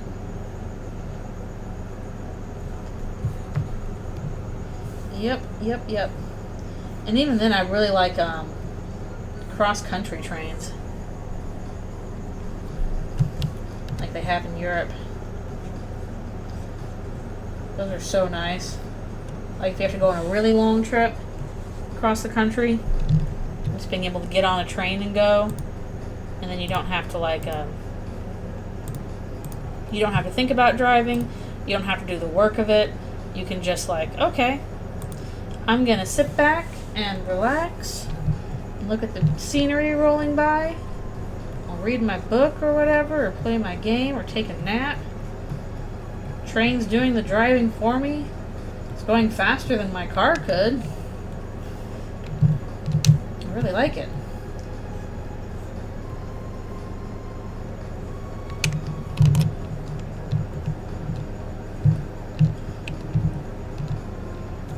I know. It's like once you have an experience, like even if you've grown up with car culture, once you've had an experience of like really nice public transit and walkable spaces, you'll be like, oh, I actually really like this. It's really convenient. It's like, it makes you feel better. Ooh, new sandwich place. Also, probably need to stop soon for my stretch break. Yeah, the bullet trains.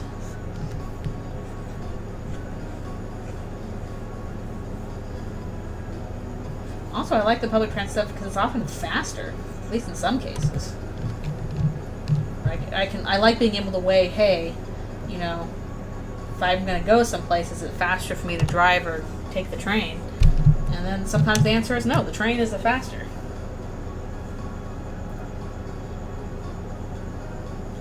Ugh, yeah, that's not safe.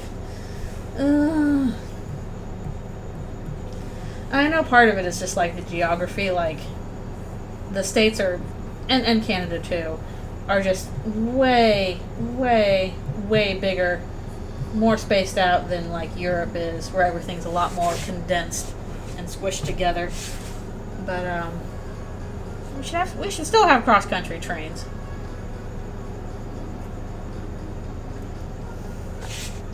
More expensive and slower? Huh. Interesting. Very odd. Like, it's one thing, it's like, okay, it's cheaper and it's slower, that makes sense, but more expensive and slower? It's like, well, okay. I don't quite understand that. Maybe it's like a legacy thing? Yeah, oftentimes if you're in college or a college town, it's like everything's within walking distance, because you can't rely on people having cars, or you're in a college town, which specifically is catered to that. Again, it's like, okay, sometimes you do need a car. Being able to drive is a useful skill to have, for sure. But it should not be your only option. Buy the car! Probably gonna have my current car until it falls apart. It's already pretty old, though. Oh, that sucks. Well, the affordable housing thing is unfortunately a problem in many places. Definitely an issue here. I am trying to save to buy a place, but we'll see if it happens or not. In the meantime, cannot move, because I've lucked into where I am, and the rent is very reasonable compared to where it is most places now. So if I move, my rent is going to go up quite a bit. And again, I really like this area. While I would like a house, I can't afford a house. House too expensive. So I'm looking to buy an apartment. I want to buy an apartment, like, because they're building a bunch next door, pretty much. But even then, those start at like $600,000. So they're going to be expensive, no matter what. But like, even if I was to buy a house, even if it was like half an hour, 40 minutes, an hour from the city, it would still be like $1 million. So I'm like, okay, I want the convenience of my location. So even if it's less space, then I'll just buy an apartment.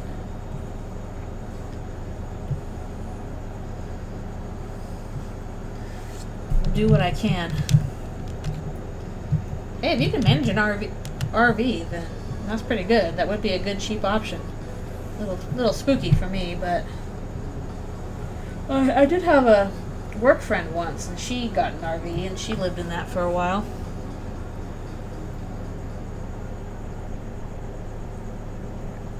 She can be an Instagram star. Yeah. Her special power of sitting around and sitting around. She's not very exciting as far as beardies go. Some beardies are like, wee, I'm gonna climb on things and make a mess, and because I wasn't raised right, I'm gonna try and, puff at stuff. And she's just like, I am calm. I'm going to sit inside and stare at you. Yeah, that's true.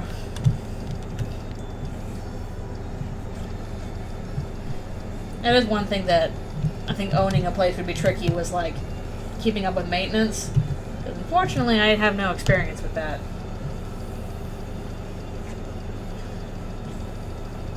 And I can see myself being taken advantage of, unfortunately. Calming reaffirmation post with Alfie's. It's alright. Be like Alfie's and lay on a rock. Go outside today. Lay on a warm rock. After a big lunch, remember to embrace the light. Please, go get your vitamin D for the day. I contacted Mike near some veggies. If only she would eat her veggies on her own. I think most of the ASMR would have to be crickets. Chirping constantly.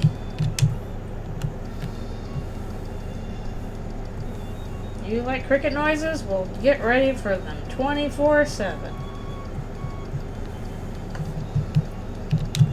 Contact mic? I don't know how they make ASMR. I'm sure there's some process to it.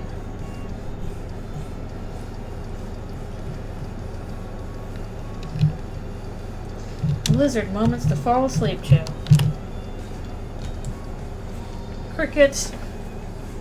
Eating crickets. Elvis, you make hardly any noise. I think the most noise you've ever made from your own mouth was like a... Alfie's eating a banana piece. A little treat to boost your mood. True, true. Oh, that's nice. Got a little cooler. That's pretty nice.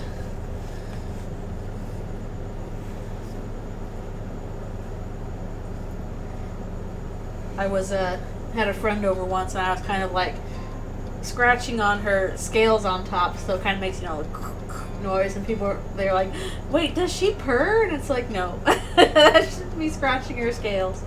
So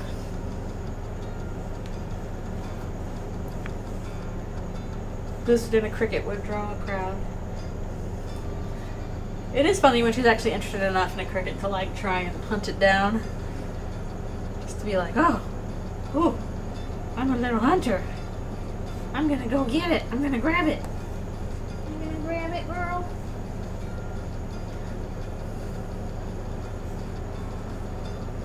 But usually she'll just kind of like, I'll wait for the bug to come to me.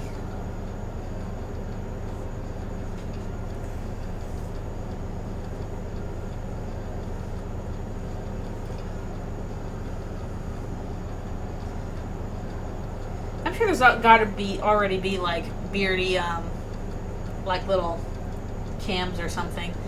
They probably have one for like, we're gonna hatch our new brood of beardies. Here's all the little babies hatching out of the incubator. So cute.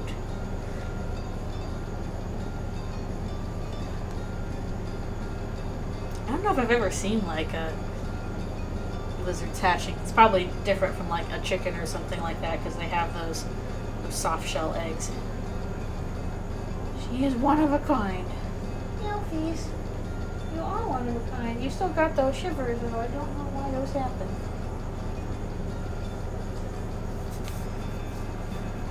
She is a, I can't remember the name of the morph she is. Crocodile's hatch. That's probably cute. Cute, cute. Alright, be right back for one more stretch and even more water. Elfie, you need to drink water.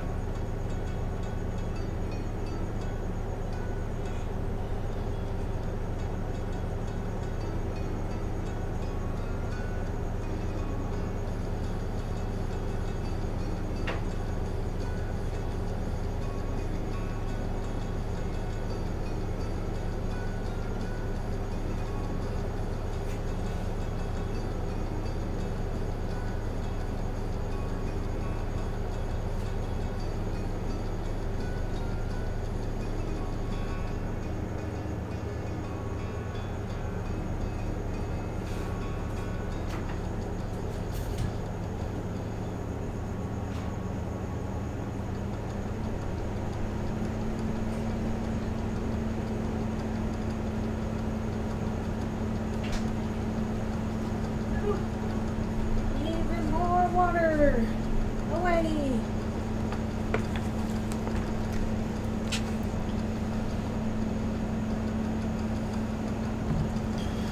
No.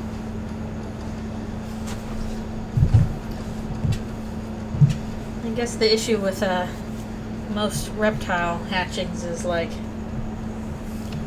probably humans are like, oh, where's the mommy? Mommy has to see the babies hatch. And it's like, no, actually she doesn't. they lay them and leave them. Like, these will be fine. I buried them under a rock in the mud. Perfectly safe. Goodbye, babies. You do not want me around here because I'll probably eat you when you hatch.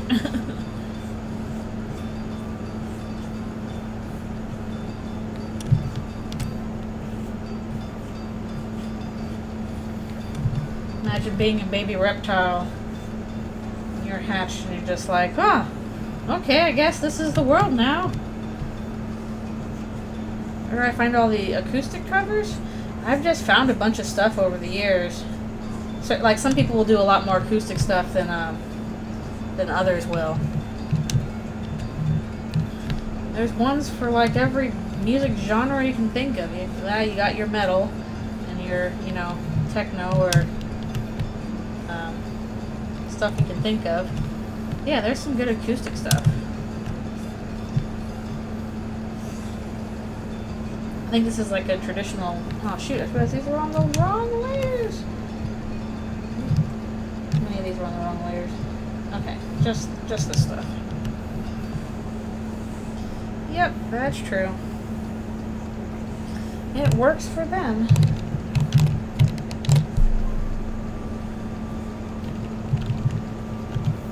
I just imagine people getting upset about that, and it's like, no, that's just how they are.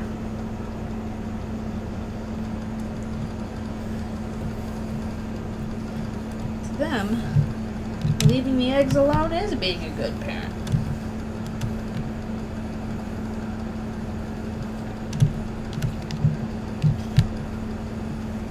It's like they're little reptile babies. They'll be fine. They'll get out in the world and they'll eat a bug and be like, whoa, I ate a bug. That's great. Here I go. Yep, they're straight to business. Like, well, this is the world. Here I go.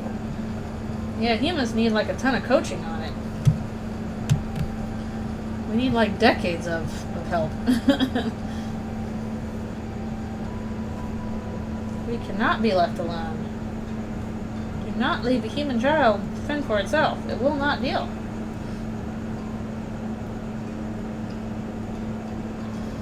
Hello, hello, thank you for coming to the stream.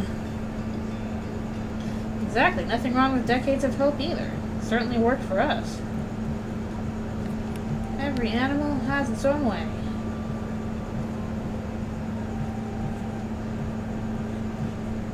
Like for the crickets, it's like, have as many babies as possible. Some of them will make it, probably. And they're right. Some of them do. Susie, roll! Stop, drop, and roll!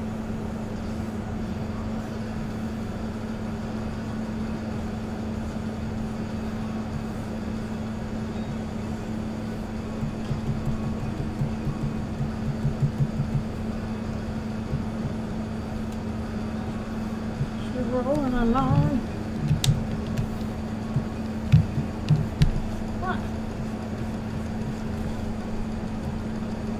Is she okay?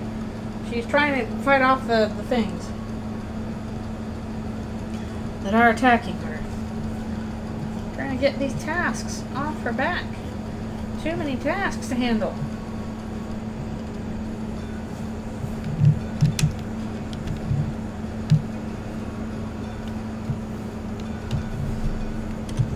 And she will be as okay as she usually is.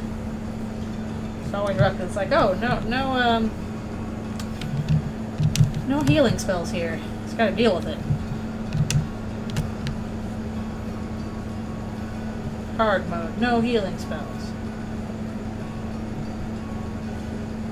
I kinda wonder if Eldritchrune will have like future like weird challenges, like something different will happen if like you never use a healing spell or you never use this one item.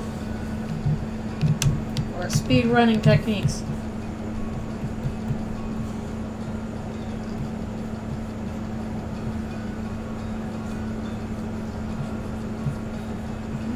Cut up here. But the other guy got it worse.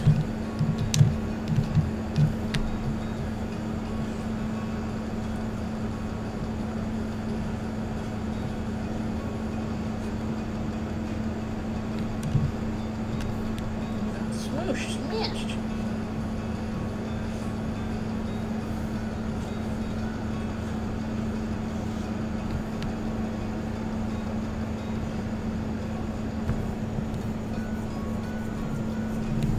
Yeah, that is true. So I wonder if something similar will happen in Eldritchrune, where if you don't use certain equipment, don't heal or whatever, that maybe we'll get some kind of distinction there. There's honestly there's actually a ton of variation in the neutral endings. I know people focus on what is it? Genocide and pacifist. Yeah, give back Noel's watch. But there's actually considerable variation in the neutral roots.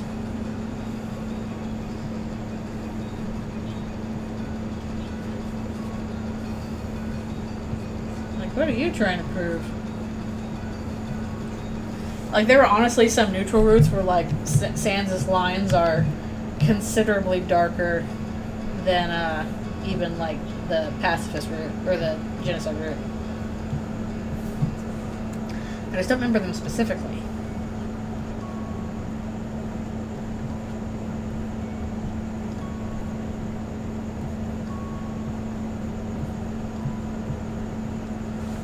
Real plus you got the Alfie, the Queen Alfie's ending, which is super raw,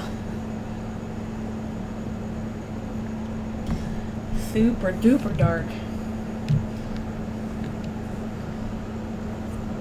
Yeah, that's a bit dark. I always wondered if Papyrus actually believed that, or it was just okay, I know that you're humoring me, but I can't acknowledge that either.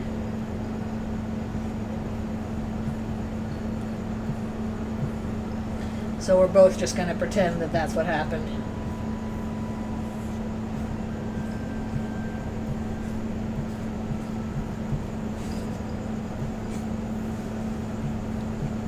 But definitely Alfie's whole, I should have killed you when I had the chance, ooh. Interesting stuff.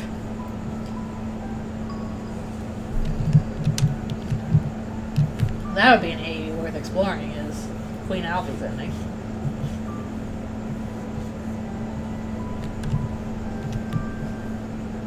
They're all right there.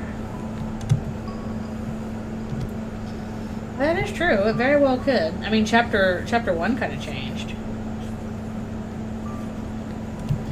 They introduced the mercy meter and recruit mechanic. And I kind of get the feeling that we're going to be introduced starting in chapter 3 to elemental abilities, basically, like strengths and weaknesses. We kind of got a hint of those a bit, but I think we're going to get more of those starting in chapter 3. So I wonder if that retroactively will be applied more too. I don't know if Alphys would really be a good ruler. I don't think she really wants to be a ruler at all. But it's pretty much there's nobody else to handle this but her. I just think it's interesting how, in a lot of endings, a lot of neutral endings, not all of them, but in a lot of it, it's implied that Alphys takes her own life. But in the Queen Alphys one, she does not do that. And she pretty much, steps up instead and is hey, thanks for making me realize I can, actually find my strength and be a strong person, but also I hate you and I should have killed you. Oof.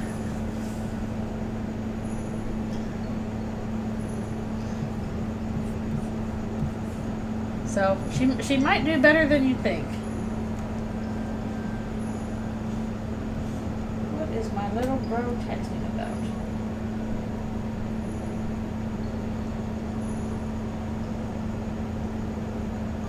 Oh. He's probably on a trip again. I like to travel. Yeah, I've never done a neutral route myself. Although the very first game I played, I didn't really know much about it. I just knew, okay, you don't have to kill everybody. So I'm okay, I'm gonna try and not do that. didn't quite get how it worked, and I fell for the kill Toriel thing, where you try and wear Toriel down, and it doesn't work. You accidentally kill her. And I was like, oh no, I didn't mean to do that, but oh, I guess I better keep going. Oh, that sucks. I don't want to do that again. So my first playthrough was, basically, I think it's Queen Undyne happens if you kill Toriel. And then she takes over. As opposed to, if you spare Toriel, then Toriel comes back and, does all the stuff. Don't knock out the internet.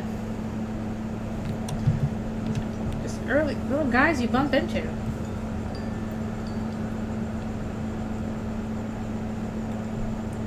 Yeah, exactly. I think it's definitely set up so that first time you kill Toriel unintentionally,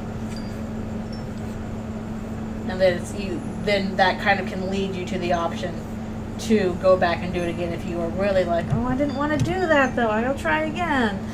So, and then that will set you up for Flowey's, oh, I know what you did kind of thing. It's some pretty good planning.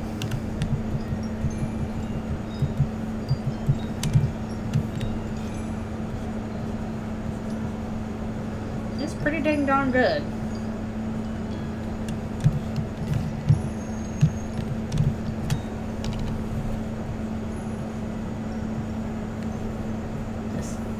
I don't even know how you set up that kind of like game design as storytelling sense of, okay, the player is probably going to do this, so I can respond this way, sort of thing. Well, I mean, you have to do a neutral run before you can do pacifist. You have to fight Flowey first before you can go on pacifist. That's kind of required. So what you probably did was the family ending neutral run, where if you don't kill anybody, then Toriel takes over as queen. I'm trying to remember, did I fall for friendliness pellets? I think I did. I think I did fall for friendliness pellets. I didn't know much about the game when I first played. I just knew that like all my friends were like, oh, this game is so good. And I was like, okay, I think I would enjoy this. I'll check this out. So I didn't know that much going in. I didn't have much in the way of spoilers. So I'm pretty sure I fell for friendliness pellets. Oh, she faked her death. No, she did not.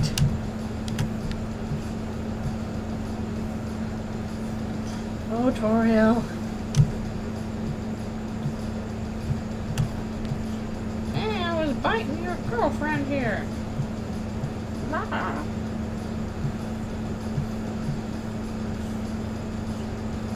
am curious to see how things will go with her next chapter. Although I'm pretty sure that whenever we finish chapter 3, she's going to be like, wow, that was a crazy dream, Chris. Oh no! I mean, I was really bad too. I had never played a bullet hell before, so I died a lot. I got a little better, practiced. But I died a whole lot. Many things. Especially when it's like it's a new enemy you're facing. It's like, okay, what are the bullet hells for this? You don't know. You just gotta discover them.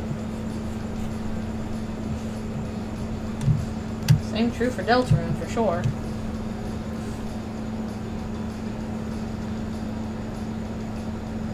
Be gone, Adland. I'm not sure yet if we're going to get like another Snowgrave route with her like we did with Noelle. It's possible that will be like a Noelle exclusive thing. This Noelle's whole deal is like breaking video games even without meaning to. Yeah, she might just be like overprotective.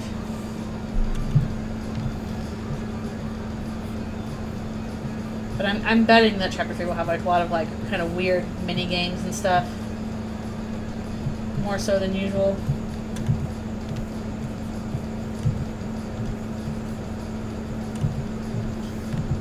So, don't know about a snow grave root. Some people are like, oh, she's gonna be forced to kill Undyne. Oh, I'm like, I doubt that, actually. Could be wrong. I just kind of doubt that. Maybe it'll be handled a little differently. Okay, come on, Wrist. Be good to me. Oh yeah, I've got to remember. Again. Wrong layer every time. Every time.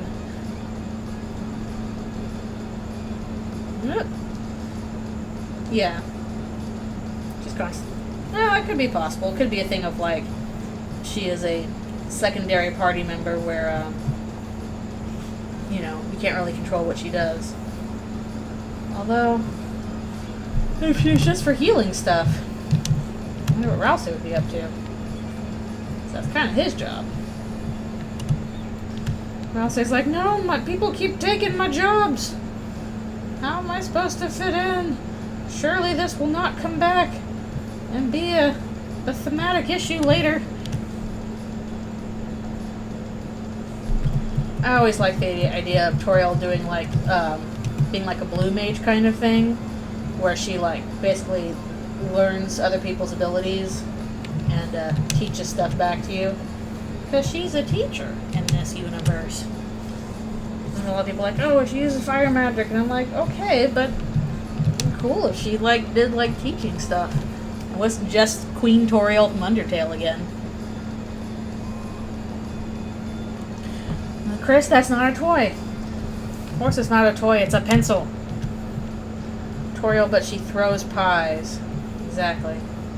You've been pied. Oh, Anita Bryant's over there? I'm gonna go get her. Take this. I would laugh at that. So much for homophobic Toriel. She's pied you. I'm like, I don't know where I got this axe. I just have it. It's her comb.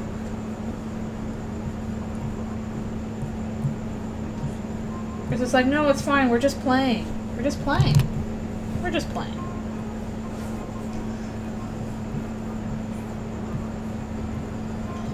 Hopefully we'll at least get some kind of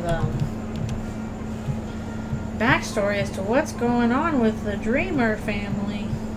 Please tell us a bit of the backstory. Well, that's actually why I think that Chapter 4 is going to Asgore's place instead of the church, which was another option people were thinking of. We're just playing axe murder, Mom. Relax. What's that, a knife? Yeah, deal with it.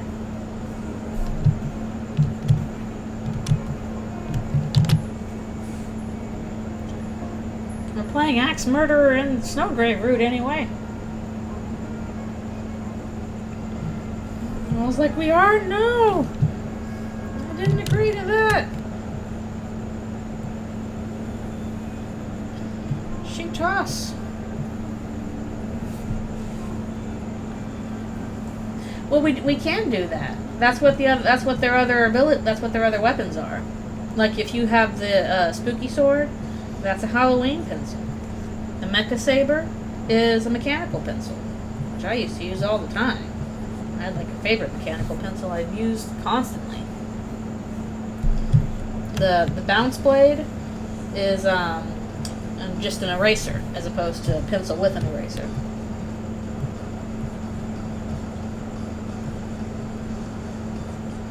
So I assume stuff like the auto axe, different combs. Well, Noelle gave Susie a Christmas pencil, and she offers to give Chris another Christmas pencil if they need one. But at least in the game itself, the other weapons you can get are the spooky sword, which is a Halloween pencil, the bounce blade, which is a eraser basically, and yeah, the Mecha Saber, which is a mechanical pencil. I can't remember if there's any other weapons for Chris, but we know those are pencils or erasers. I know, Chris, where's your cool rocks? What are your interests? Or do they feel like I haven't accomplished anything like Azrael? I can't put any trophies on my side of the room. We got golden child, problem child things going on here.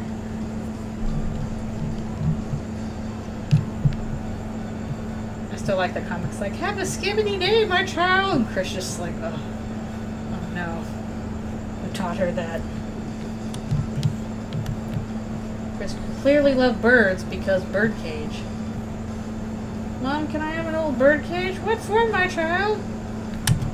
No. To have? Okay, sure.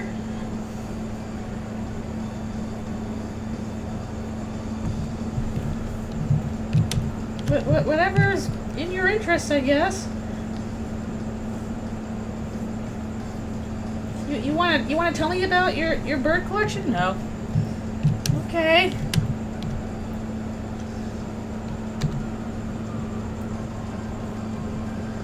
What's the weapon you combine the... Well, the thing what you combine the thorn ring with seems to be the pure crystal, which seems to be something made out of the shadow crystals. Would you like a pet bird to go with the cage? No. Oh, alright. If you want one, let me know.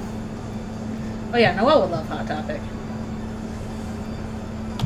Wow, they got cool stuff of my favorite band.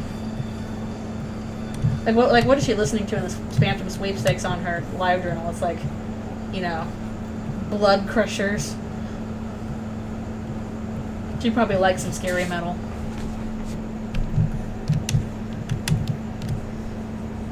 She's gonna grow up to be like that one monster from like Monsters University. Okay, you kids have fun. I'll just be here listening to my tunes. Turns on the car radio and just screamer metal. Sitting there happily listening to it. Or Spencer's. Dun dun. Timmy has all the anime t-shirts from Hot Topic. Hot demon guys. Timmy likes obscure manga. Features all these hot demons, all the stuff drawn by Clamp.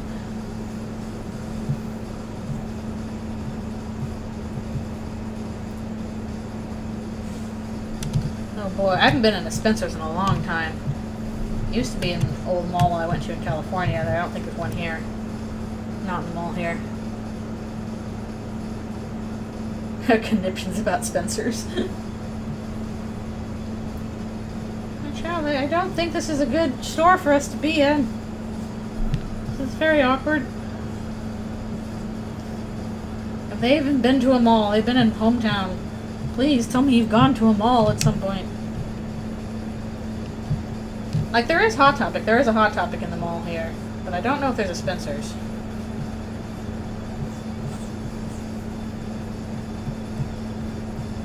But there used to be one in, like, the mall I went to in California.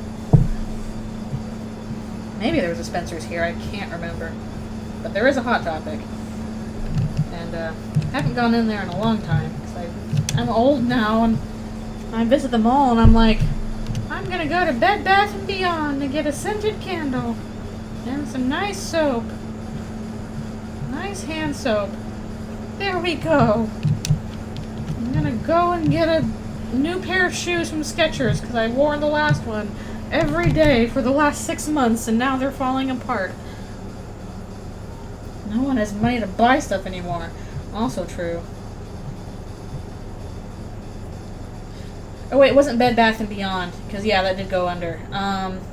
Bath & Body Works, that's where they sell all the soap, and the giant, 3-wick candles that all smell really fancy. I like those. I like to clean my house after I clean my apartment, have a big cleaning apartment day, and then I put on one of those, and makes my house smell nice, and it smells nice, feels all fresh and clean. That's nice. Yeah, there was a Bed Bath & Beyond, but I think it's closed. I'm sorry, meme stockholders. There is no meme magic happening. There's just a dead Bed Bath & Beyond. Shopping Old Navy soap store? Hooray! There is an Old Navy in the mall here too. I should get jeans from that. I think what I need to get now is a muffin. Well, I'm getting a little hungry. Susie, meanwhile, she's throwing tasks around left and right. She is tackling the tasks, smashing the tasks. Yeah, oh, it's so good. I keep mixing up those two stores, Bed Bath & Beyond and Bath & Body Works. They're both like bees and bath. Susie is done with this nonsense. Ah, come on, wrist. Be kind to me. Ugh. That's why I gotta stretch. We do have a Sephora. I don't wear makeup, so I don't usually go in there.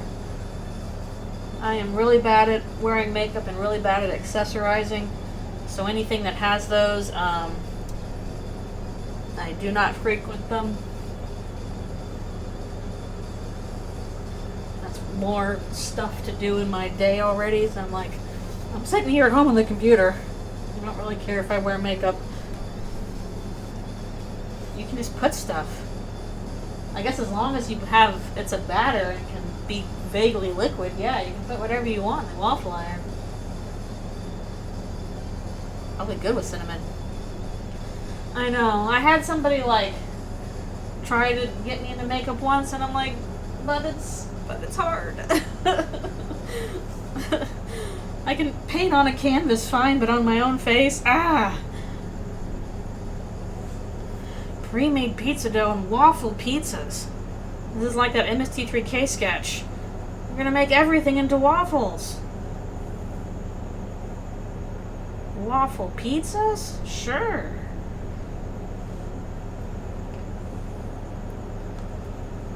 You can make anything with waffles. Iron a waffle and you have a flat waffle, which is just a pancake. Turn your waffles into pancakes with this one easy trick.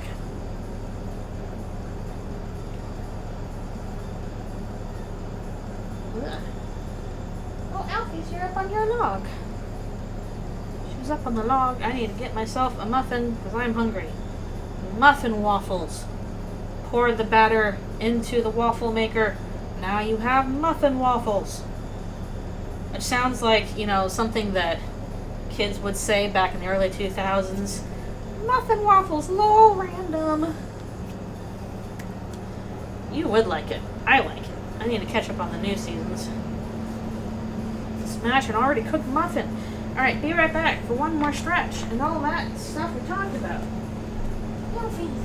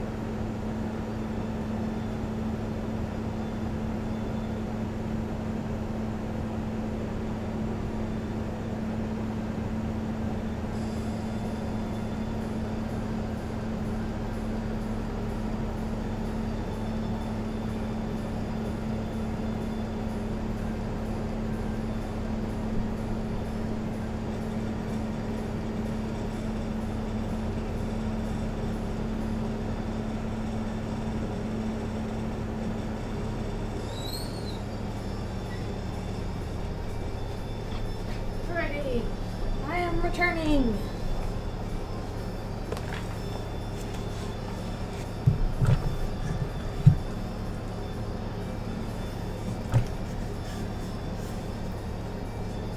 Oh, it's picking up my AC.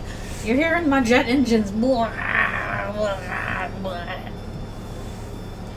Jet engine noises.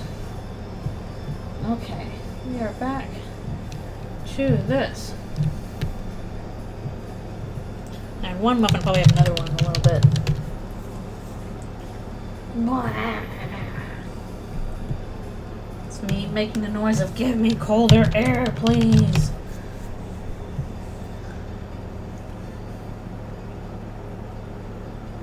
I need to get help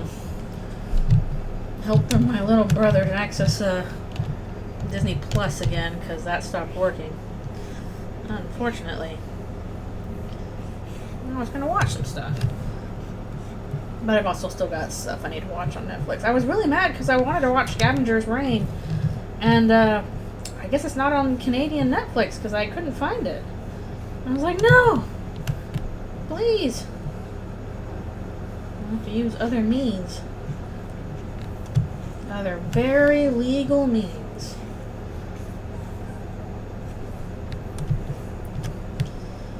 Yeah, maybe I should get a VPN at some point. I can see them advertised all the time now. Yeah, X-Men 97 is supposed to be good. It's supposed to be in US Netflix. And I thought I had US Netflix because my Netflix account was from the US, but I guess at some point it changed over my region because I'm in Canada. I lose track of how some of those things work.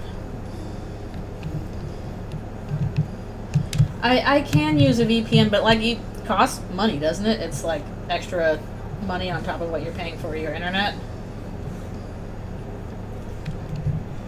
Also, I would need to pick a good one because I've heard that like a lot of the VPNs like that you know, your YouTubers advertise are kind of not great. They're stealing data yourself. You have to find like one that's pretty good, which means it's probably not advertised very much. Like the usual, like, oh, NordVPN, Surfshark, all that kind of stuff. I don't know. I've just heard that like those are also kind of data farming. But yeah, I do want to see Scavenger's Reign. It looked like the kind of thing that like would absolutely wreck me, but I would really like it.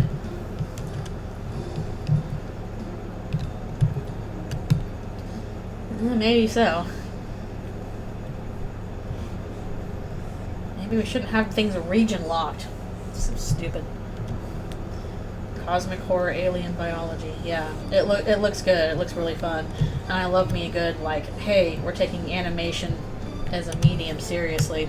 Reason why I should really finish Blue Eye Samurai, because I started that when I was recovering from surgery, and I like that, but I didn't finish it, so I should go back and finish that too.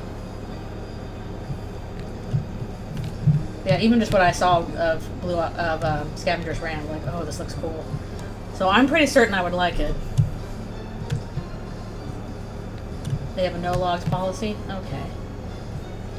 Yeah, it's one of those things where it's like, oh, I should sit down and look into it, but I never set aside the time and do it.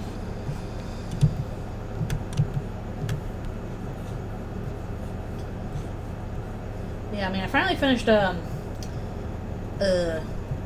-1, and that was really good, so gotta check in on some new stuff.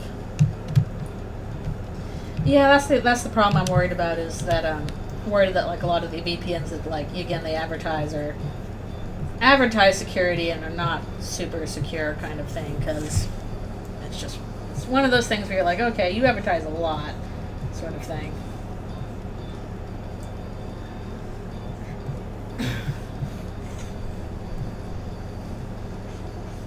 Like, I'm pretty sure there are secure VPNs out there, but I'm pretty sure that they are not as advertised and probably more expensive.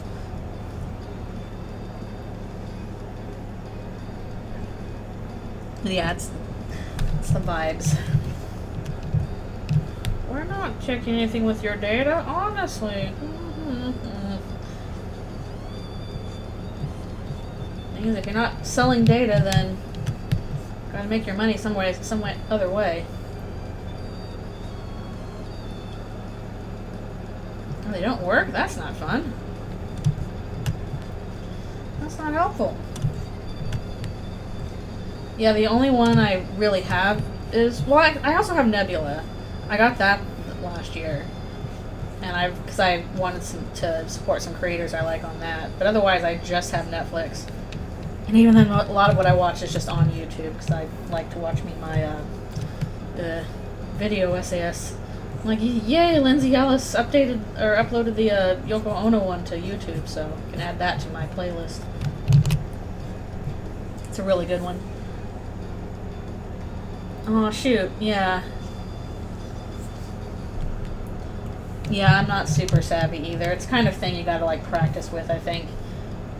And I should be able to be better at this. I was around for, like, the days of, like, LimeWire and stuff like that. But I just never invested in it that much. I used to have LimeWire. But I was always, like, kind of intimidated to use it, so I just never got into it very much.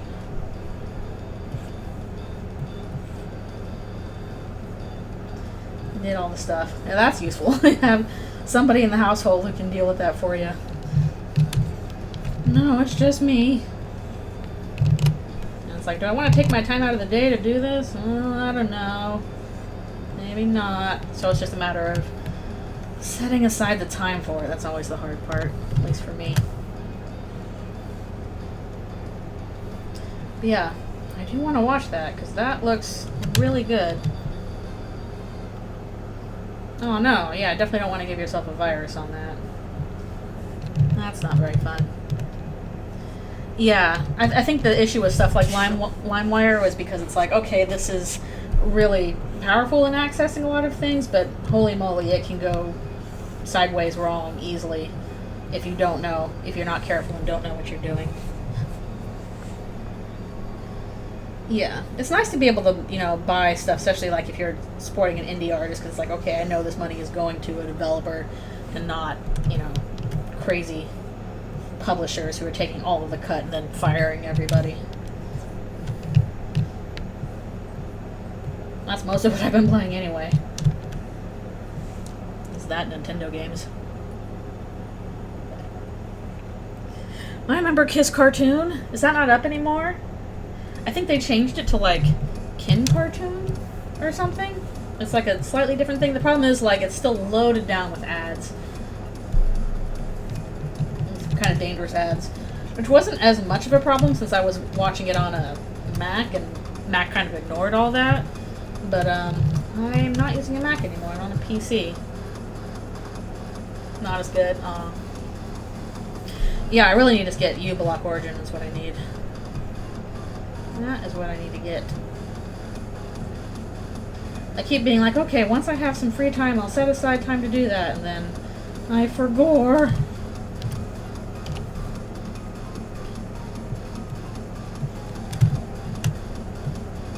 That's the kind of thing I would hire a friend to do. Like, here, please set this up for me. Save me the time and effort. I got spooked enough when I was like, I gotta change the RAM sticks on my computer. Ah, scary. Oh yeah, I watched Brotherhood too. That was really good. That was a good show. What did I watch that on, actually? Was it on Kin Cartoon? It might have been.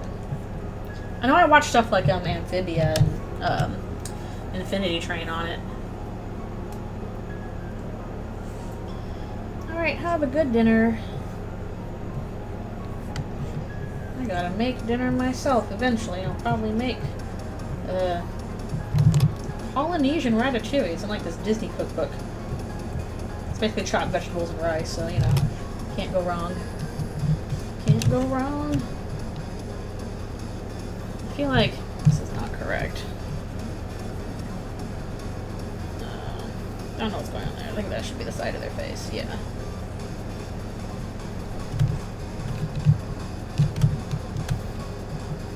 Task manager, like, you broke my kitties.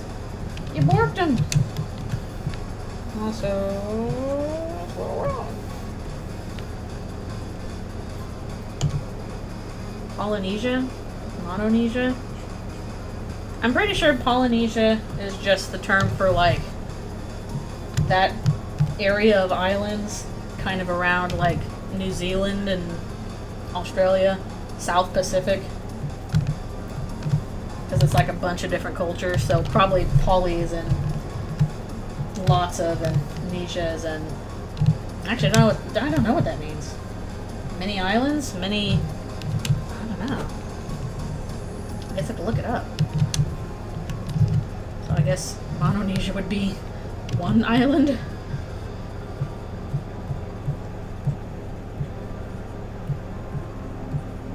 Disney's Polynesian Resort. Generic island stuff.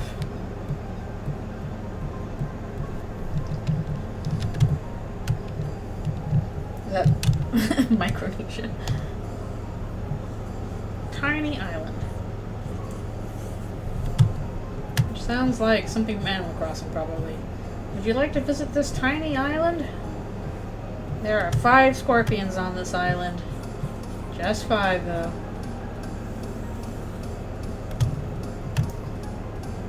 Or you can visit Big Island, where there are 50 scorpions.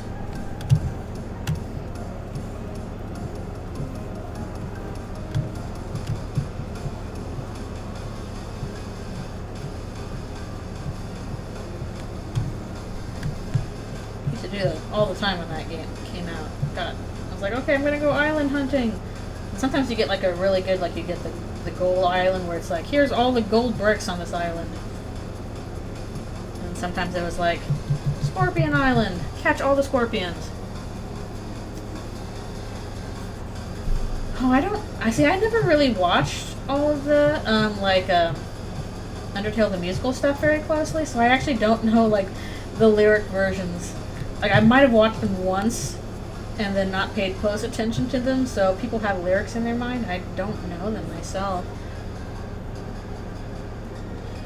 Ah! Oh, that's terrifying. Oh. Ugh. I'm normally okay around bugs, but, like, scorpions legit scare me. I don't like them. Scorpions and centipedes. I'm like, please stay far away from me. Please go back to whence you came. It was a separate thing? Okay. Then I do not know that one.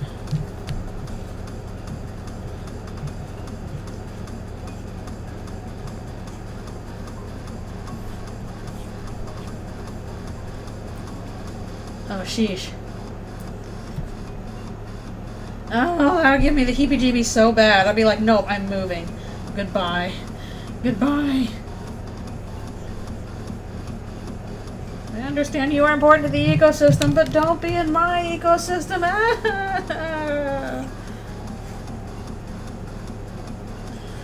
Animations. Not that many, actually.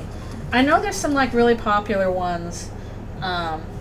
Like, there was the Stronger Than You one. I didn't watch that because I was already into Steven Universe, and I was like, well, I don't care. I have Steven Universe at home. So I didn't watch many of them. I did eventually go back and watch Glitch Tale, but I did not finish it because I didn't like it very much, and turns out I dodged a bullet on that one. For reasons. Oh, I think I've seen that wheelchair with like all the legs, like a perpetual motion machine wheelchair. So yeah, I didn't see them. What are some other ones that were big? Actually, no, I did see the I saw the the Echo video with like Gaster and Sans, because that one is really big in the fandom. So I saw that. I actually thought that was cool. That was a good one. Oh, no, okay, one that was super cool that I liked. I really liked that anniversary one that was basically how Undyne and Alphys met, and it's like Alphys at the garbage dump, and she's contemplating ending her life, and then Undyne shows up and like takes her out of the waterfall, like really beautiful. Oh, that was such a good animation. I really liked that one. That was a well done one. Oh yeah, I think there was a Death by Glamour one that was pretty good. Yeah, the Undyne and Alphys one was so gorgeous. I really like that. More of that, please.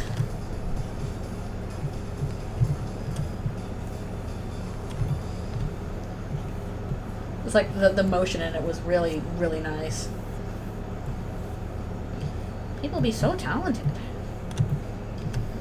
And I think there were like some smaller like follow-up ones. Actually, this probably was a different artist. I don't think it was the same artist, but where's her thumb? It's here. Where it was like Alfie's or Undyne. This was like Eldritchrune Undyne gives like pandemic advice. I'm pretty sure that was Gail Rice's voice for that. Well, I am working on an animatic. I got the voices for it now, so I got to go in and add those and start doing the voice work for the next stuff. I got some sounds and voices. I'm excited. I'm excited to add them to the animatic. I got to figure out what music I'm going to do too.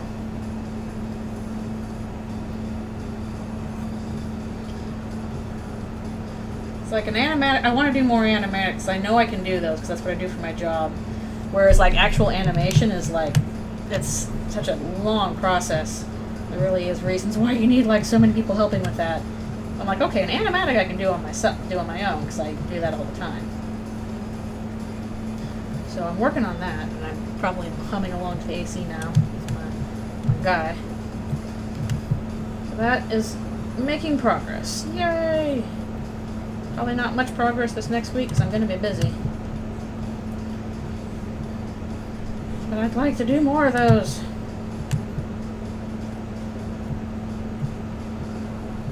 Big spiky balls.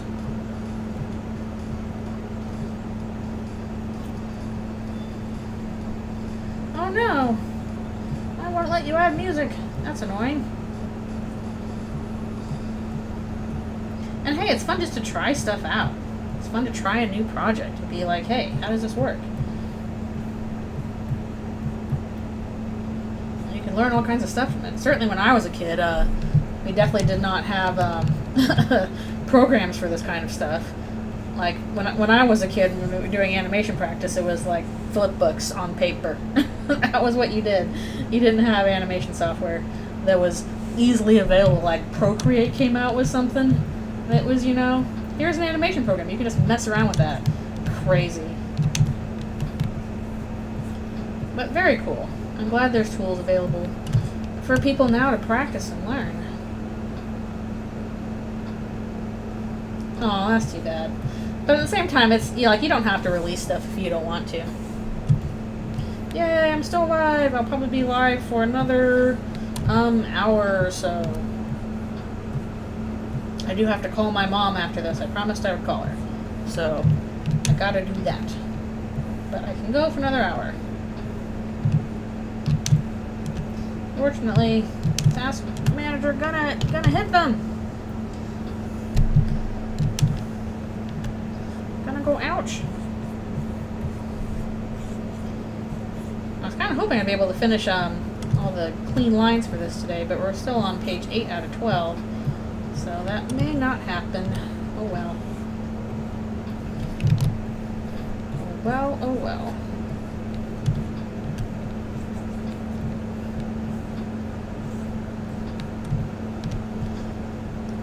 Need one of the anniversary years back. I don't think I've seen that one. I have to see about that. Man, people are so talented. It's crazy. I feel like definitely people are more, I'd say more kind to Kara than they were in the start of the fandom. People are like, oh, they're evil. And it's like, no, it's more complicated than that.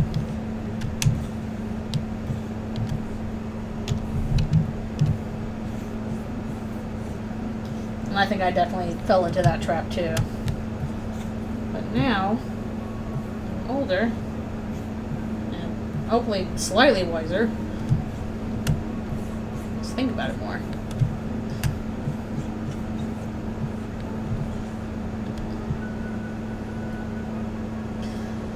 Yeah, I mean, I can kind of see how that happened. Especially if, like, your information is limited. And the thing with Kara is that our information with them is so limited. We have some hints of stuff, And it's not very good hints of happiness. But, it's way too easy for people to, like, you know, go in one direction and be like, oh, they're evil. And it's like, no, they are a child. 2, they're in a video game. And they are there to specifically point out that, like, you're the one that chose to screw up.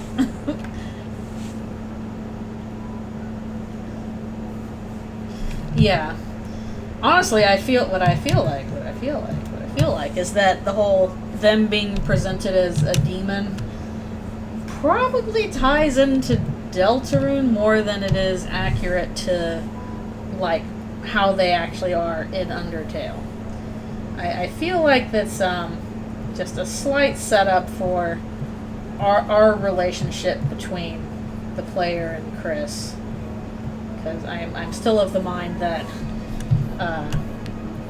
to Chris in game, the player is basically a demon they've summoned, and to that end, like, that's kind of a parallel between, like, Kara, like, we name the fallen child, like, that's supposed to be our name. I am the demon that comes when you call, like, it's you are the demon. No, John, you are the demons. Yeah, exactly. And I think people, like, take that as, like, meaning to be about Kara, but I feel like, yeah, this is supposed to be a reflection on the player. And I think that's going to become more clear in Deltarune than it was in Undertale, which is kind of hinted. Banish the angels' heaven. It's us. It was... The call was coming from the player all along. Yeah, that is true. Like, if you're a kid, especially, and you're tackling this game, like, that's fine if, you know, you don't pick up on that. You not necessarily have to. You're a kid. But at the same time, like, it's always kind of rough if you're in a fandom and you're participating with, like, you know, people from a bunch of different age groups. And if you're a kid, you probably want to participate, you know, on as high a level as you can. Media literacy going down the drain. Famously, Undertale fans can't read the lines to begin with. Undertale fans can't read. That can't be the only fandom that has that joke. I'm sure there's other fandoms with that joke, but it's definitely prevalent in the Undertale fandom.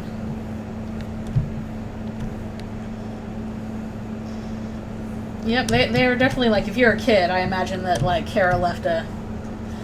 yeah, you can link that animatic. I imagine definitely if you're a kid and, like, you play the Geno route and then you get to that part with Kara, no, you must be mistaken. Since when, like, you do there's the jump scare, like, that's gonna leave an impression on you as a kid. Like, ah!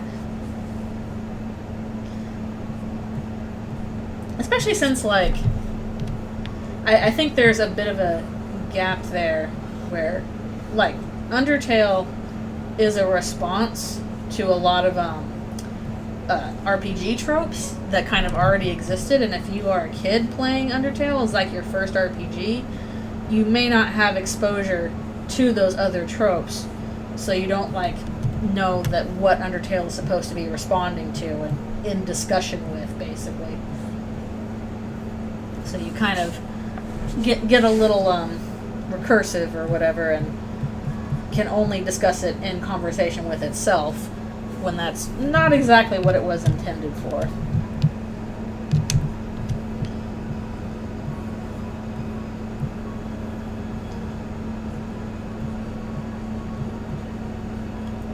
Yeah.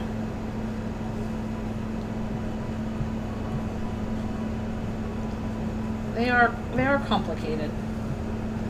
This is why it's actually important to discuss things like, you know, author intent and symbolism and literary techniques in school. Turns out you might need them in order to enjoy your favorite video games. Dun dun dun.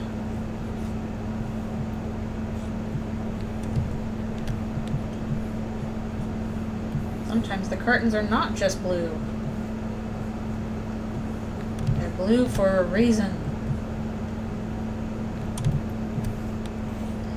And oftentimes it's like kind of tough because sometimes as an author, like, you put stuff in because you do intend for this to like mean something, like the curtains are blue for a reason, and then sometimes you don't, and you're just trying to, you know, get out the story itself, and then people will start reading into like, oh, the curtains are blue for a reason. It's like, well, in this case, no, they weren't, but okay, I'm glad you read into that at least.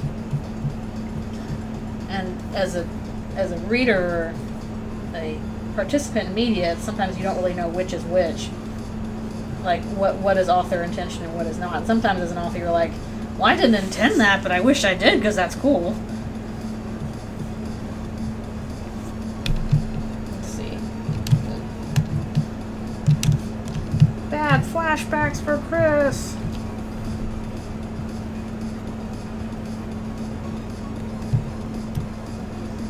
Yes. So people can help understand the message better. Or whatever it is you're trying to get across.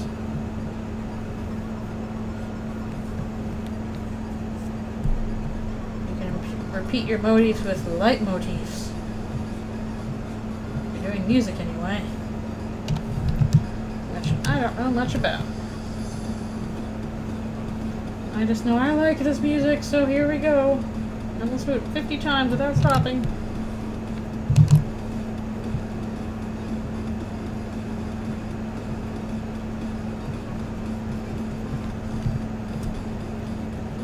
Definitely. Oh, part of this is cut off with the text box probably.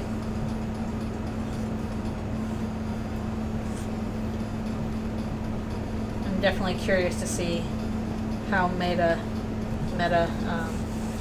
Eldritchrune will get in the future. Oh no, I'm sorry. You got the storms. They came for you. No. Dang Wi-Fi.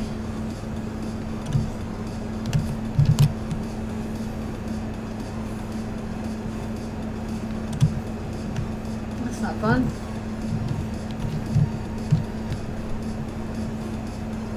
I'll be honest, I really hate relying on Wi-Fi for stuff. So that's why I like having a desktop computer. It's just hooked up to the LAN.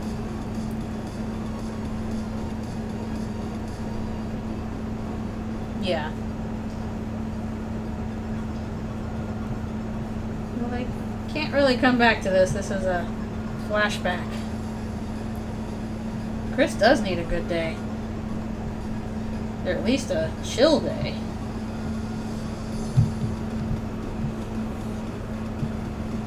At least hey, let's hang around and not have to fight all the evils in the world day.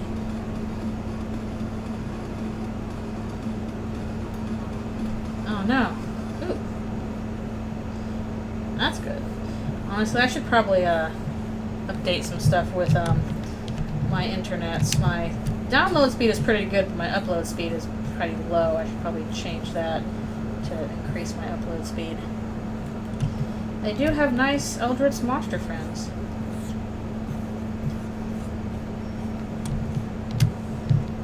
The beach episode for Eldritchrune.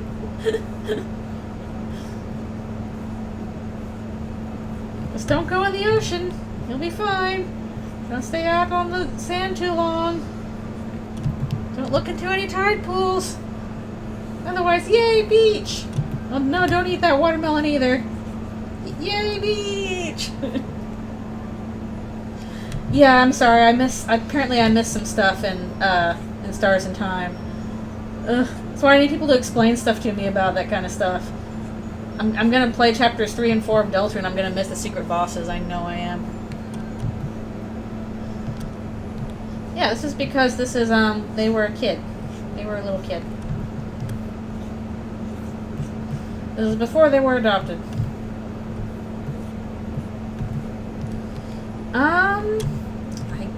I guess so. I guess I'll have some spoilers. Because I did get to the end. Loop is the secret boss. That would be interesting. Interesting. I guess that kind of makes sense. But I'm curious how that would play out with Loop as the secret boss. Interesting. I'll probably need to stop soon for stuff. Oh, wait, the original Sif, or was Sif? Because what I was wondering was, you know, Sif looks in some of the stuff in, you know, some of the secret rooms, and it's like, oh, you know, I basically created a clone of myself to talk to, and I'm like, oh, that's probably what Sifrin did, and I figured, okay, Loop is the Sifrin clone that he created. Okay, yeah, sorry. Maybe we should have no spoilers then. No spoilers. Okay, I haven't played the demo, so I would not know. Yes, play the game. It's extremely good. Eat to lurk and eat.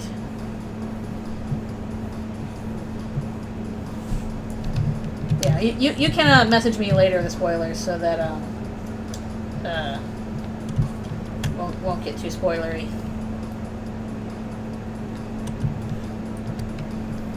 Huh? Odd. Odd. I think it's good to have a demo from that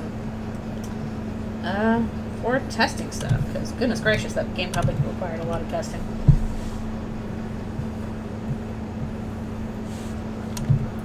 Interesting. But yeah, there were still some rooms I was never able to get into. Except for when things went totally haywire and the castle rearranged. I keep calling it a castle, even though it's not a castle, but it's easier to say castle. Lurk. I probably need to stop soon and take a stretch break.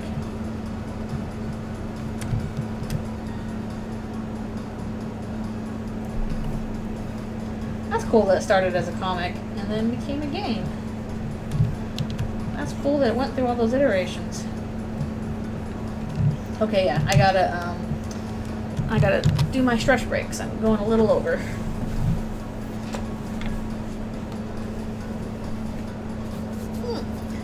I gotta figure out what I'm playing next, which right now I'm kind of leaning towards Disco Elysium. Because that looks good. It'll probably be a little bit easier for me to set up than Mother 3, which I do need to do at some point. I need to try and find that poll again and see what everything, what order everything wanted. Because it was a pretty even spread across all the choices. But I think like Disco Elysium was like second or third on there. So I gotta give that a try. But right now, I need to stretch.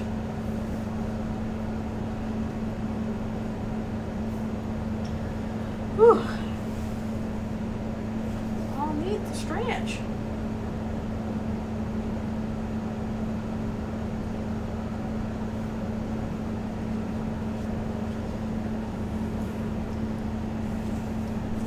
I think I started following the creator of It Stars in Time on Tumblr.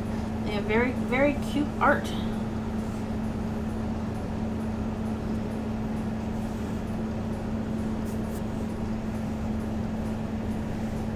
Yeah, I think Outer Wilds was like 4th. That's another one people have been asking for. And I've tried to avoid spoilers for Outer Wilds. I know there was a speed run of it recently. So I kind of sort of listened, but didn't quite pay attention. I tried not to pay attention to it. So I'm like, okay, I don't want to spoil myself on Outer Wilds. I have there's very vague stuff going on there, but I don't really know details, so it'll probably be all new for me. Trying to think of what else was on the list. I had like Psychonauts 2, Monkey Island. Ugh. Stretch. Easy to do? Well, that's good. It looked like it was kind of hard to play. Maybe I'm incorrect. But if it's easy to do, that's good. Alright, I need more water too, so I will be right back for one more stretch and stuff. Okay. Hello, girl. Hello.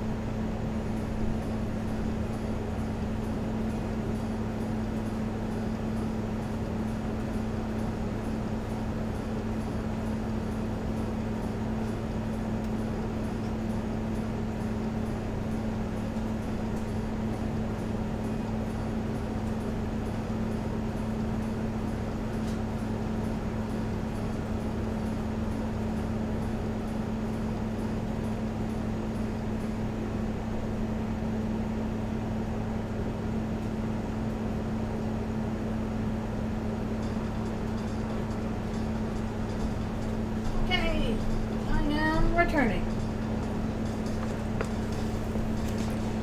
Oh, easy to spoil? Oh, sorry. Just now saw it.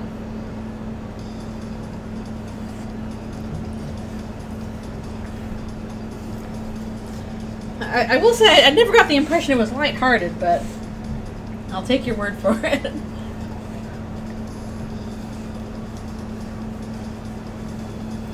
Oh boy.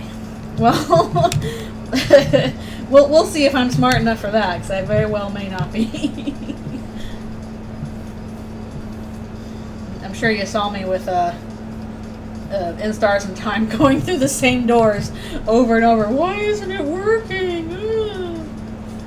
Surely if I try again.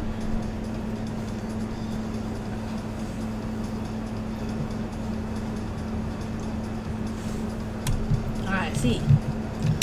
Interesting. Interesting. Oh boy. Oh, that's pretty quick.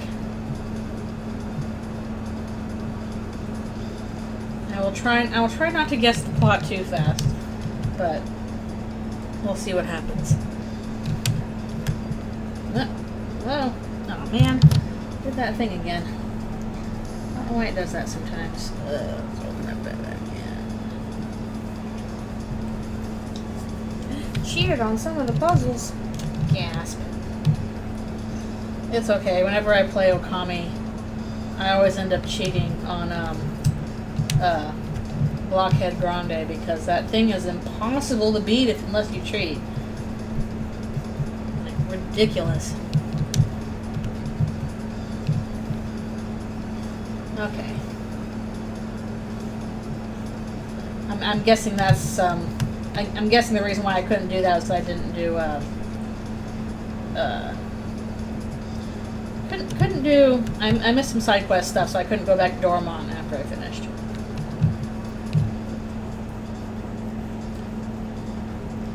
Oh wow, interesting. It's like, wait, this is the end? Huh? What? Who? What? Games be crazy that way.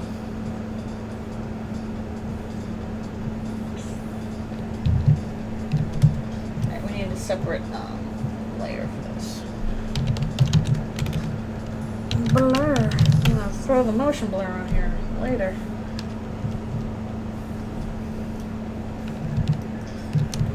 Yeah, it definitely seems like I'll keep starting these games and then they'll be like crazy long. It's like, okay, I'm gonna play Amori. This just takes like 15 parts. Okay, here I go with Stars in Time. What? It's still going. Oh, there was an expansion for it? Cool. Cool.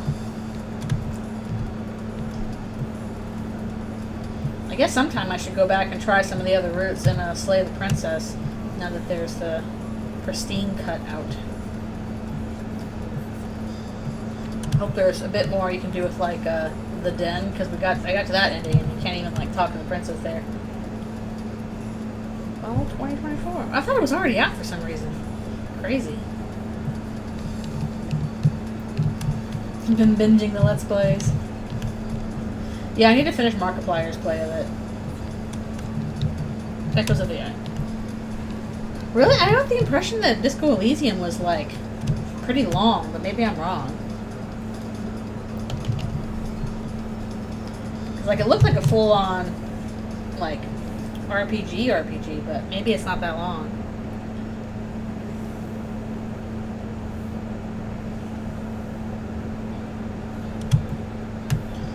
Maybe it's not as long as I fear. Maybe it's because the art is so nice and fancy. About 20 to 30 hours? That's still about 10 play sessions for Disco Elysium. So that's pretty lengthy.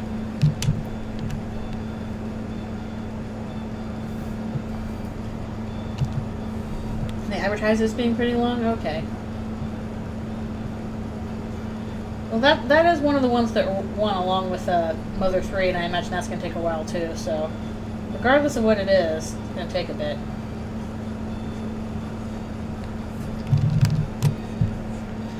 That's okay. I'm not sure if I have any games on that list that would be, like, really short.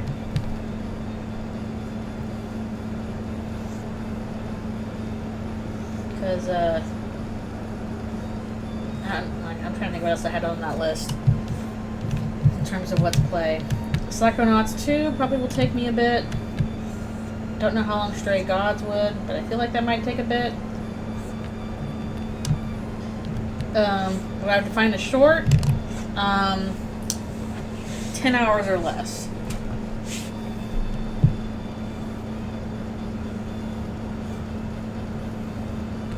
I guess I would call that short right now. I can put these on the blur lines again. Oh, Outer Wilds is about 10 hours? Okay.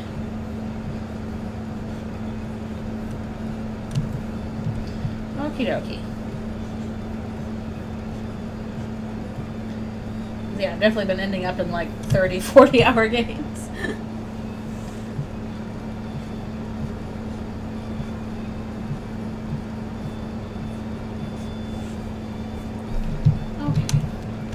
Then again, knowing me, I'll probably take like tack an extra like 3 hours onto that as I'm like, what am I doing? I'm lost. Help me. Help me, Spock. Help me.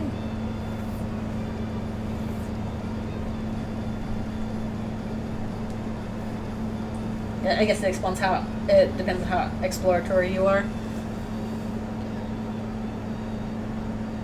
Okay, I'm pretty sure I won't be finishing it under 20 minutes. That sounds unlikely.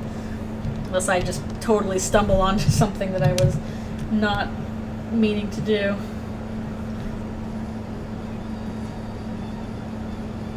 Okay, so oops. I tripped and fell on the ending.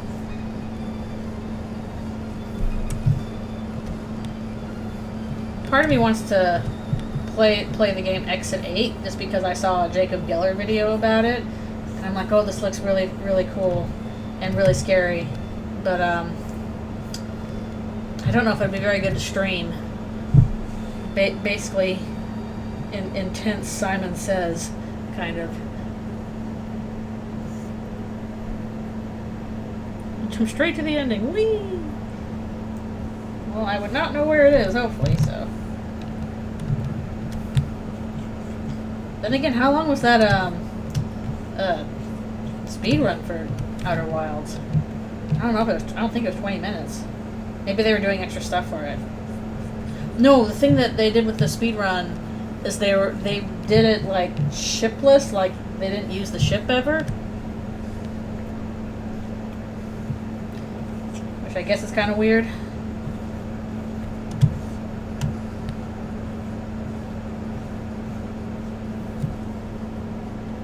Okay, so they got all the lore and they were shipless. That's why the ship took longer. Okay. That's still crazy. That's bonkers.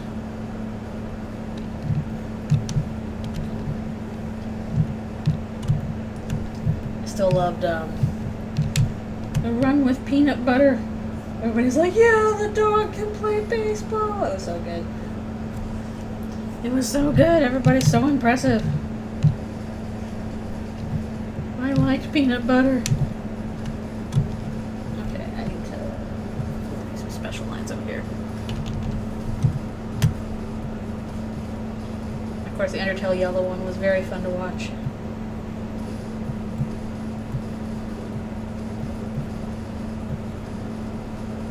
Ah, bug in my face. It's because I have my door partially open, isn't it? Ugh. Now the bugs can get in. Alphys, you can't even eat them because they're too small. So you don't even care.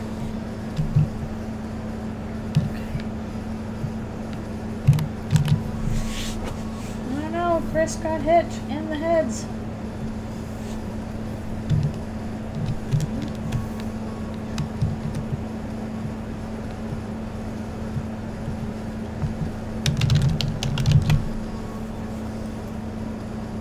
Yeah, I like those too. Those are pretty cool. Because I guess some game devs, you know, are like, yeah, whatever, I don't care. But it's really cool when the game devs do care, and they'll talk about it and be like, oh wow, I didn't know you could do that kind of thing. That is pretty neat.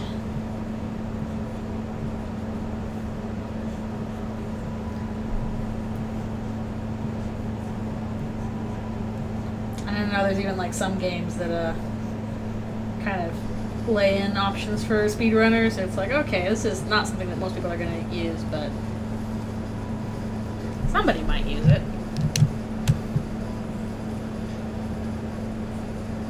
It's especially cool when like people kind of use the risk-reward mechanics, where it's like, okay, if you use this ability, you can hit really, really hard or go really fast, but the drawback is that, you know, it's way easier for you to get hit. There's huge risk involved, and so then you get people who are like, well, that's not even a risk for me because I'm just really good at the game.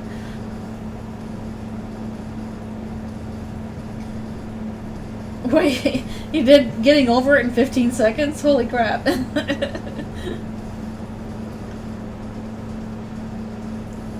Keyboard drives you crazy?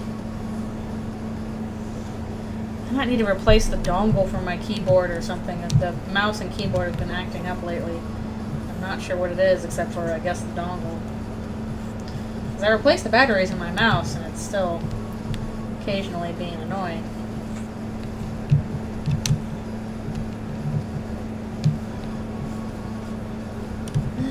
Or I'll say, yo! No, my human soul!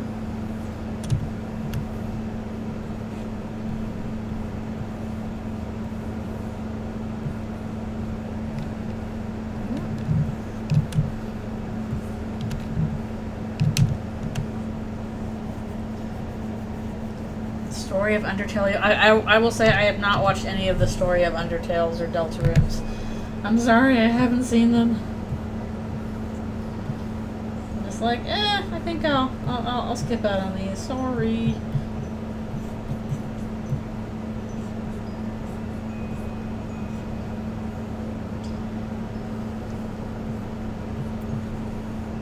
Story of UTY. Caught up in the hype. They definitely seem to generate the memes.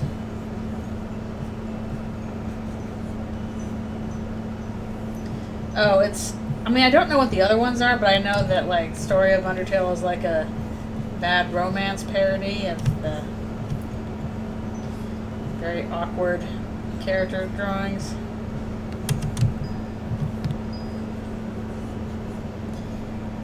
Which is probably on purpose, I'm guessing.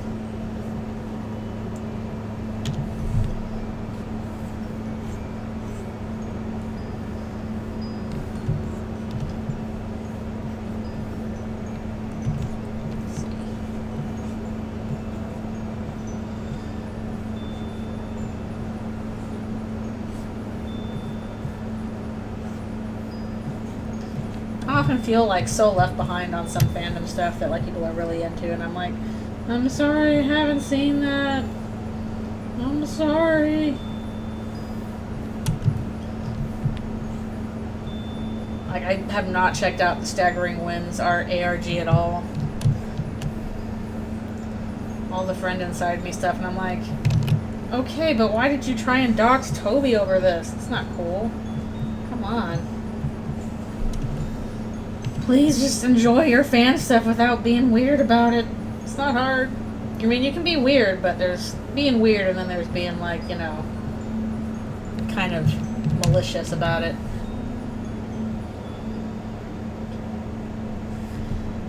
Yeah, like, I don't even know what was going on with that. The only thing I know about Friend Inside Me is, hey, Toby made that, like, shitpost, you know, music thing on his Tumblr.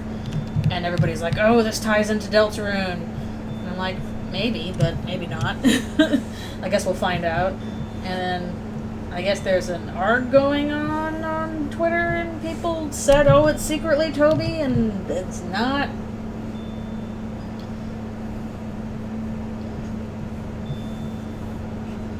Wait, Toby was posting about it for months? Because I follow him on Twitter. I don't think he ever acknowledged it. Like, yeah, he made that shit post. And there was stuff about, oh, maybe there will be a Western in Deltarune, but maybe not. But I don't think he's participated in the ARG at all, as far as I know. Yeah.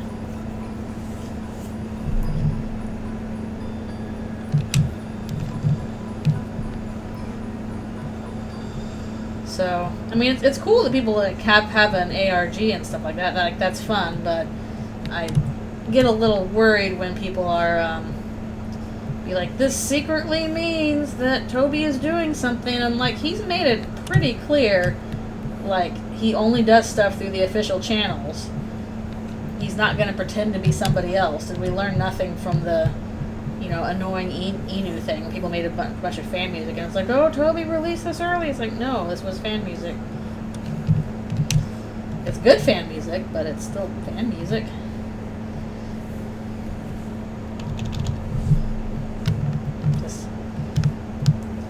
I think Scott Cawthon ruined a generation of people in terms of game stuff sometimes.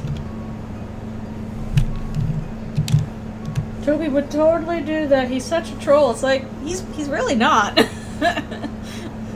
Like, he's really not, actually. He likes doing shitposts, for sure, but that's not the same thing as trolling. Did I put this on the wrong layer? I probably did, didn't I? I did. I'm just gonna switch these. I already drew all over them. Fine, different labels. I can't type. Well, maybe only some of us are paying attention, or only some of us are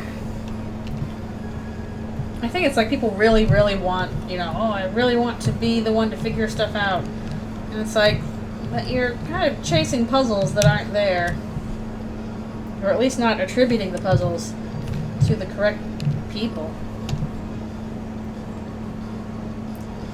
Yeah, he did do that Homestuck musical, that's true. It seems like one of those things where he's like, he doesn't really like to talk about it now. Heck, he barely wants to talk about, like, Halloween hack stuff. He doesn't seem to really like how that happens. And I can understand how that goes. Like, you mess around and you do fun stuff, you know, when you're younger. And you don't really think about how this will look long term. Because why should you? You're just having fun and trying stuff. And then, oh no, all of a sudden, I got fame I wasn't expecting. And people start scrutinizing you way more. But when people are like, oh, Toby's such a troll, it's like, you got evidence to back that up? Because I don't actually think he is. I think he understands fandom pretty well. I think he likes to shitpost on occasion, because don't we all? But that doesn't mean that his shitpost means something. Aside from, I thought this would be funny. Chris cannot catch a break. I just did this on the wrong layer again. Why am I stupid? Lore implications for stuff you did as a child? Indeed.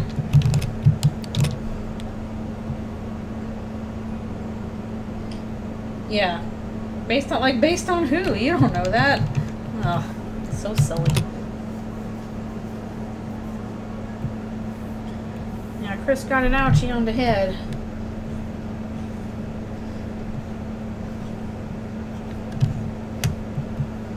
I got too caught up in the memories. But luckily, it's just a flesh wound. You know, you get hit in the head and, it's gonna bleed a lot more. It looks a lot worse than it actually is.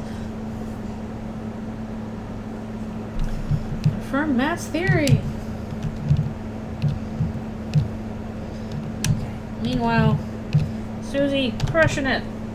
By it, I mean this task.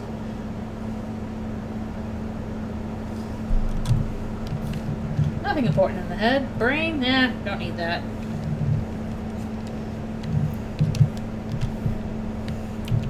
I'm just wondering, like, where did you get that information, sir?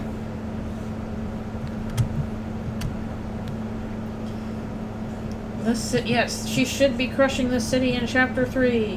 Whatever city that may be. TV city. Hollywood city. Or the studio. Crush the studio. Go ahead and crush the financial district, Susie Zilla. Make the people happy.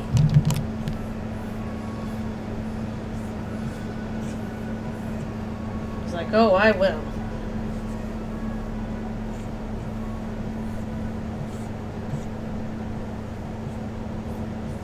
I hope Susie crushes the financial district in Chapter 3.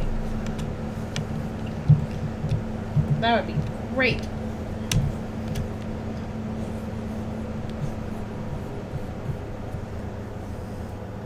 Power Rangers City is still in one piece. Well, they're all fine because the battles were you know, filmed in Japan, and then Americans filmed all the extra stuff for the American version. Entirely different countries. It's all good. Just warp back and forth.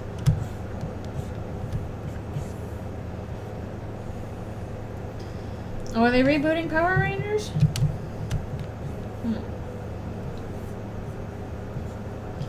I honestly, like, even though that was contemporary to me, I never really watched Power Rangers. Like, the best part of Power Rangers was the opening theme song. Go, go, Power Rangers, like that guitar riff, like, that was cool. And then as soon as the theme song was done, I'm like, okay, I'm done. I know for some people that was a big part of their childhood. Cosmic Fury. Now, with the thing with a new Power Rangers, are they adapting another Sentai show from Japan, or are they making it, like, all in one place, like, for a global audience, basically? No, that's too bad. People shouldn't make fun of you for stuff you like, but yeah, I just never quite got into Power Rangers.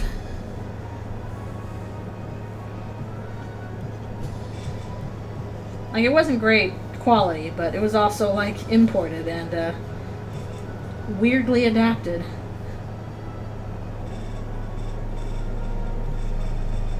Hasbro ones. Colored bike helmets. Oh, no wonder this was dumb. This Apple's like, update iTunes, please. Please.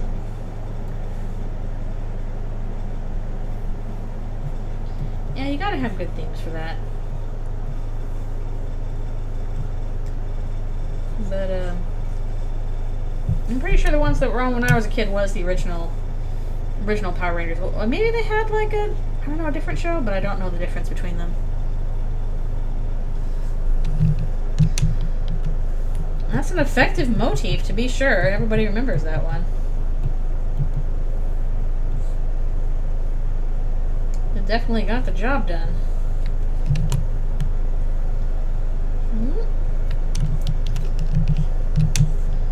She's smush. She's crushing it.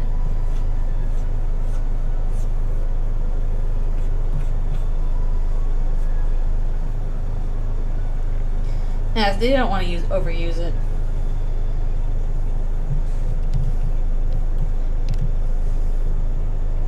What's that? It's not so fun. Gargoyles. That was what I watched when I was a kid. Gargoyles. It was so good. It's still good. Gargoyles still holds up. One show I watched with my family a lot when I was a kid, I never see people bring up anymore, was Sequest DSV. It was basically like Star Trek, but underwater. I think it was like Spielberg was working on that. Trying to do his Star Trek take, but it was like underwater. That was a show I watched with my family a bunch when I was a child. Oh no. Honestly, if I want to learn about Power Rangers, I'll probably watch that History of Power Rangers series from Linkara. I know he does a bunch of those.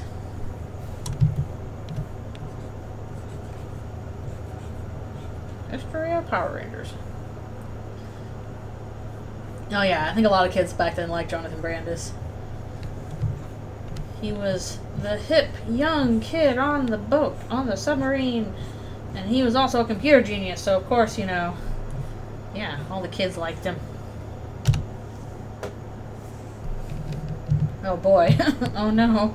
Poor Linkara. Bit of a breakdown's pretty bad. That bad, huh?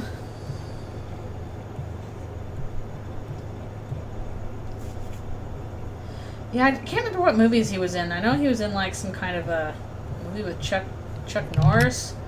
Unfortunate, but oh, I was too angry how the season was. Oh right, Neverending Story 2.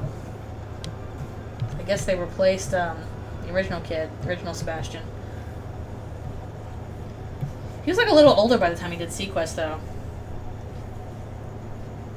Chuck Norris. And remember when Chuck Norris was like a major meme, and it's like, oh, nobody can stop Chuck Norris, and then we all grew up, and it's like, oh wait, he's really crappy actually, and had to quietly abandon that. Yeah, I guess so.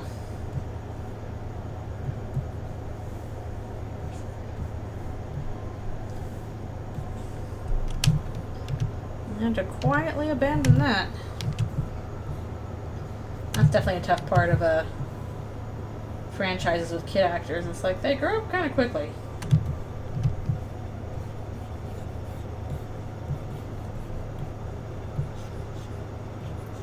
Honestly, acting is difficult enough, and kids often don't come out of it very well.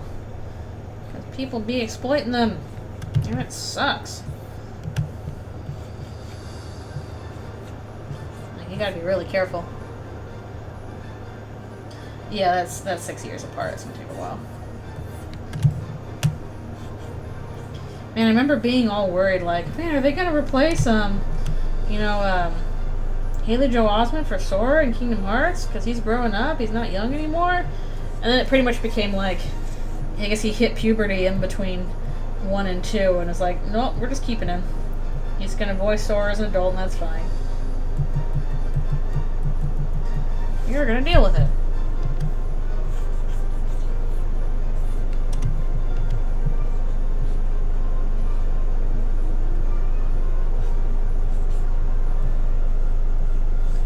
Seems like the way to escape, like, terrible child acting stuff is to just, like, go into voice work or something.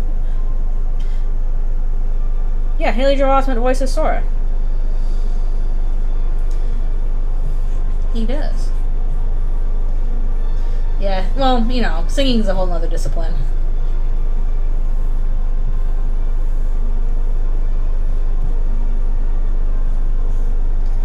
And Jesse McCartney voiced Roxas, which everybody knew him from being a pop star back in the day, a tween pop star. So he should have been the one to sing. He never got a chance. No. Sing a soulful ballad, Roxas.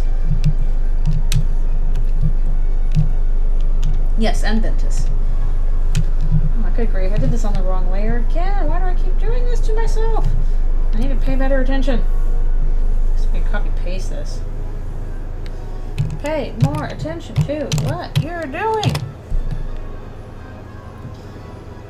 Yeah, I feel like you usually have to do that if you're a VA, because you are already acting with your voice, and singing is kind of a different sort of acting with your voice. Probably a bit more complicated than that.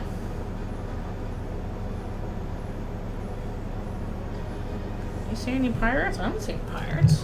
Where are the pirates? Which is weird because kids love pirates.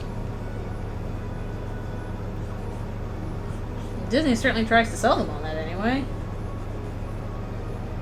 We know we can sell the princess stuff, but how about pirates for the boys?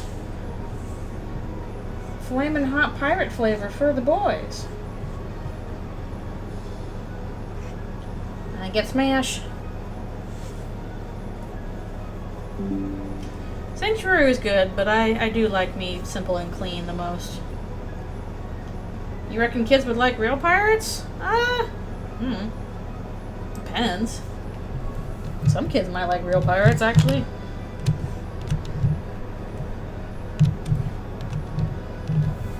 Some may not.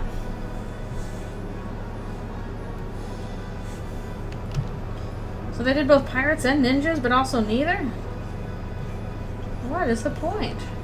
And remember when Pirates vs. Ninjas was such a big deal? It was like the broader, more store brand version of like Kirk versus Picard, I guess. Or something.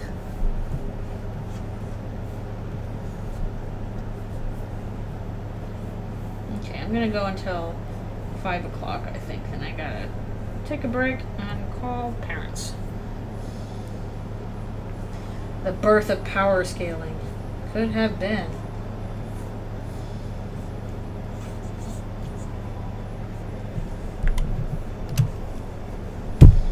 Or like the lesser version, which was like astronauts versus cavemen. It's like, well, kind of depends on the environment. Like, opposite worlds. Who's better, caveman or an astronaut from the future? And it's like, well, the future person. Duh.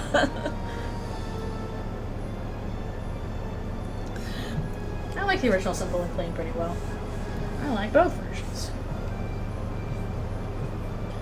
Chris, she's gonna hit you again? Watch out!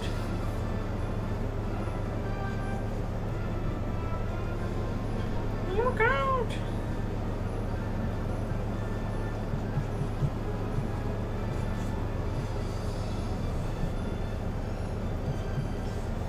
Chris can be stuck with a scar until they die again? Yeah, pretty much. And then when they get revived again, that'll be gone. But until then, just be like, well, dang, I have an ouch.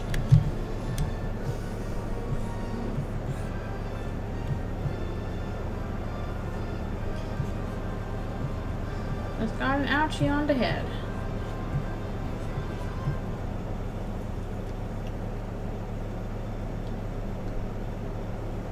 Uh-oh. That, also, I feel like Samurai Ninjas, like, those are kind of two different disciplines. Very distinct, in fact. I'm not sure how you do them together. Yeah, their hair covers the injury, pretty much, because they got it, like, on the side, top of the head. Pretty much it's like, okay, stop the bleeding eventually, and then once, you know, once they die, the wound will be healed.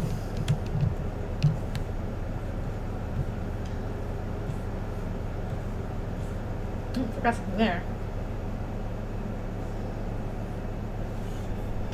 That's kind of odd. I figure, like, okay, if you're gonna post something on a not safe for work site, then it would be not safe for work, because that's the purpose of it. I mean, I guess if you're, like, exclusive, if that's what you almost exclusively do, but I don't know. I guess people have their own preferences.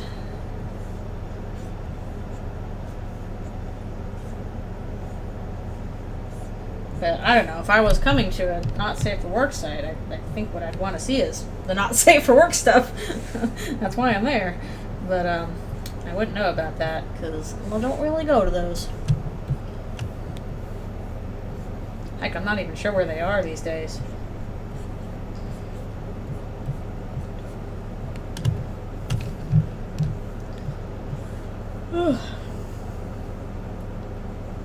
Yeah, I mean, everybody's seen, like, well, not everybody, but a lot of people have seen the opening for 8, so that's not a spoiler. Even I know that. I tried to play 8, and I didn't get very far because I realized too late. I didn't have a memory card. I couldn't save. Oh, whoops. Oh, no. Oh, pew, pew, pew. So wait, the artist doesn't post anywhere except on a not safe for work site? How odd.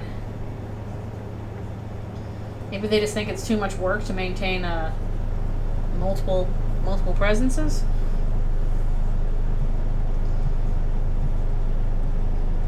Maybe they like the terms of service? I don't know.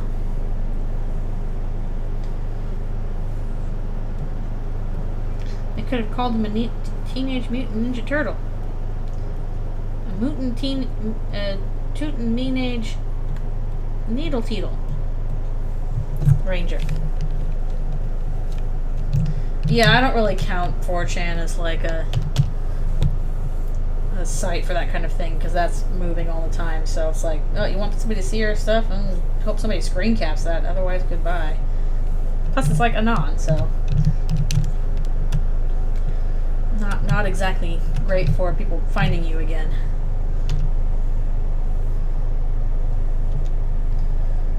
Probably the point. I don't think I've ever been on 4chan. Never interested me. Even if it is the birth of the brony fandom. Whether folks want to admit it or not.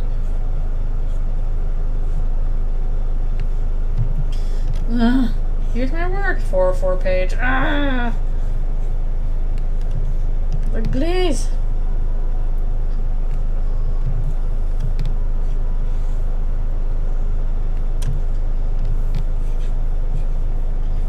I think my earliest places of looking up fan art were DeviantArt or like individual sites, websites for it, like GeoCities. The days of Angel Fire and GeoCities. Oh yeah. Them's were the days. Make yourself a weird free website. Make it look really bad. Yeah, DeviantArt was probably my first exposure to what we would probably consider social media today, I guess, and I was on that a lot. Too bad about it.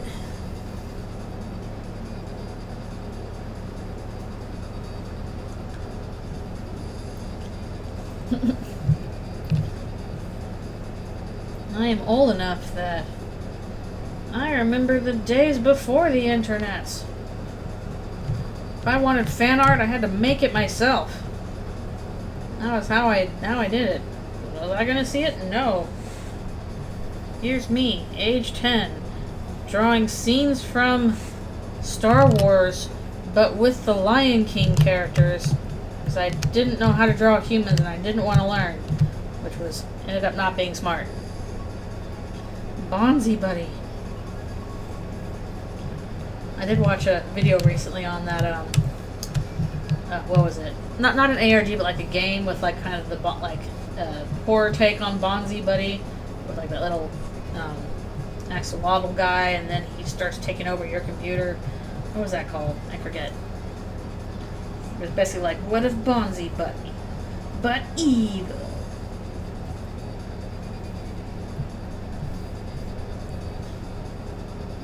Yeah, this was like sentient spyware as opposed to just regular spyware. Yeah, I guess Bonzi Buddy was spyware. Well, I'm glad people have put out their fan arts for all to share.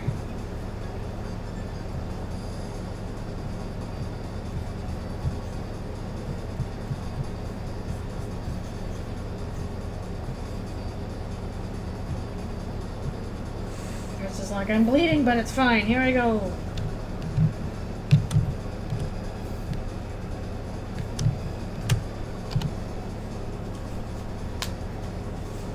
Yeah, actually, I think my first exposure to a lot of fan art might have been...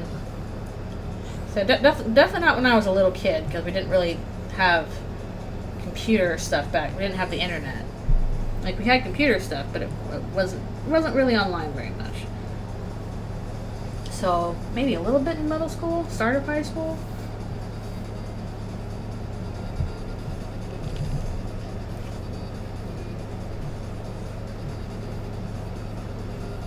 Mostly I just drew it myself.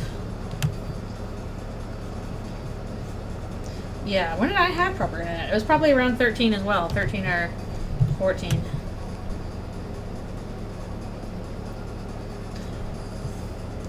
Yeah, I don't update my DA account either. I abandoned that, sadly. There's too much to go, and now it's all AI junk, so I'm like, never mind about that. Okay. Wow, Chris gets to look cool. Let's see. You know, let's finish off this page. I'll finish off this page, and then we will call it a day, because I need to do my stretches soon, and then also call my parents. So this will be our last panel. And I once again started on the wrong layer, even though I literally just looked correct. Good job, self.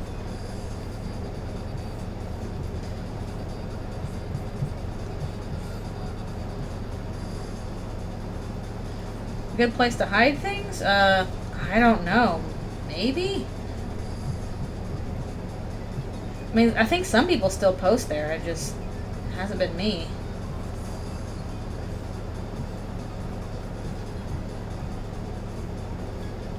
Stash.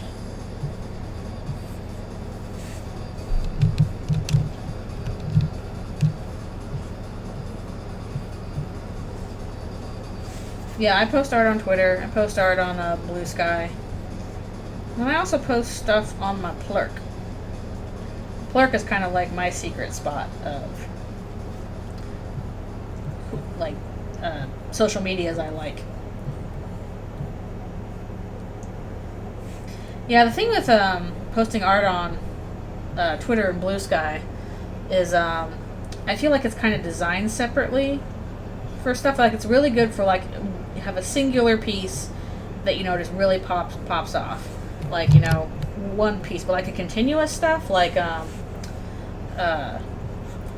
basically like Eldritchrune, for example, does not get as much traction because I tried to put it all under one thread, and I guess the stuff that, like, if it's all under one thread, it just does not cross people's dash, and it's really hard to organize stuff, like having a master post on Tumblr. Really useful. Can't do that as much on Twitter.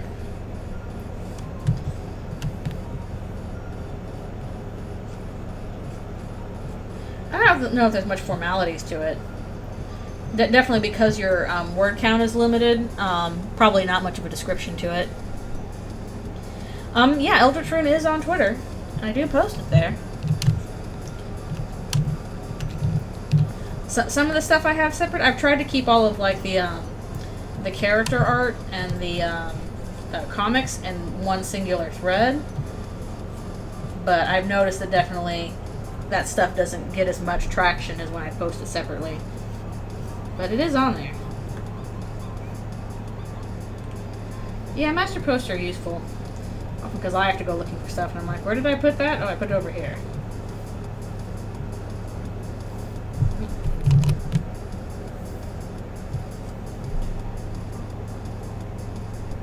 Yeah, that is less control over that, I would say.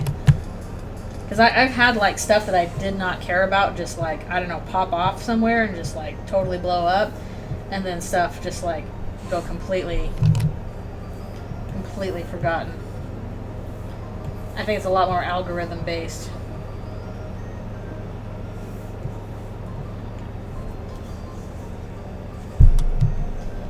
But yeah, like basically if you want stuff to be found, usually you use a hashtag for it, like, oh, hashtag Eldritchrune fan art, or hashtag you know, like you can use hashtags and that's usually how people might find stuff. But I don't know how reliable that is with Twitter nowadays, because Twitter is so broken in a lot of ways. Thanks, Elon. I really should also post some stuff again to Pillow Fort, because I also have a Pillow Fort, but I keep forgetting, and it's such a big backlog now. I have to like set up a backlog thing for it, and it's another one of those things where it's like, oh, I should set aside time to do that. Keeps forgetting to do that.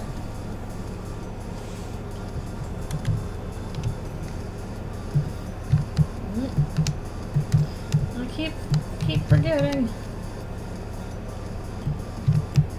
Yeah, usually with Twitter, instead of using you know, tags, you use hashtags. Hashtag art thing.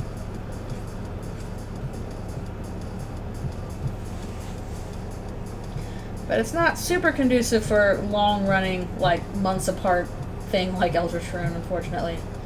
It did work out okay for a paper trail, but I think I updated paper trail a bit more often than I did with this. That's because I think these pages take a little bit longer to do than paper trail did, because those were all just like, one thing, they were often shorter. Another, they were just like much more basic coloring than this has like shading in it. And also, the characters were easier to draw, because the canon versions are not as complicated as these.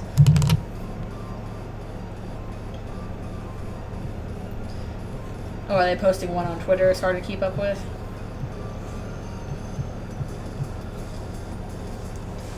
It's tough, yeah. Twitter does not make it easy on that front. Tumblr is better about that. And probably stuff that's better designed for it, like Webtoon would be more too, but I'm not on Webtoon. So I don't do that. And I should probably do a blur line on these too. These guys are blurry.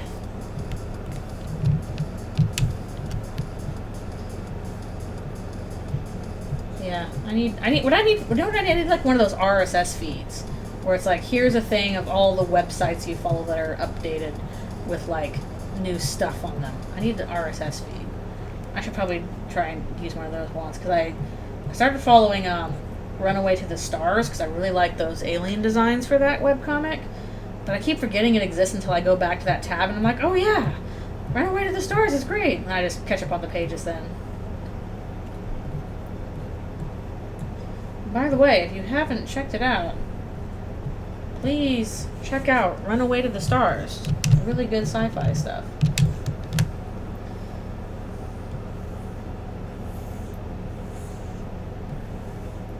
Like, I think that before the characters was kind of developed as one-off stuff, and then they got, like, their own story. They're pretty fun.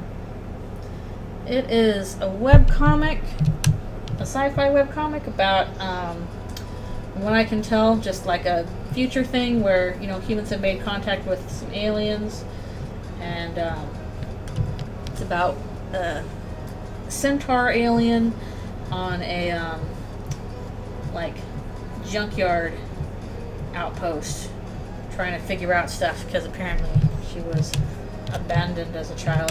And just the alien designs are very cool. They're very well thought out.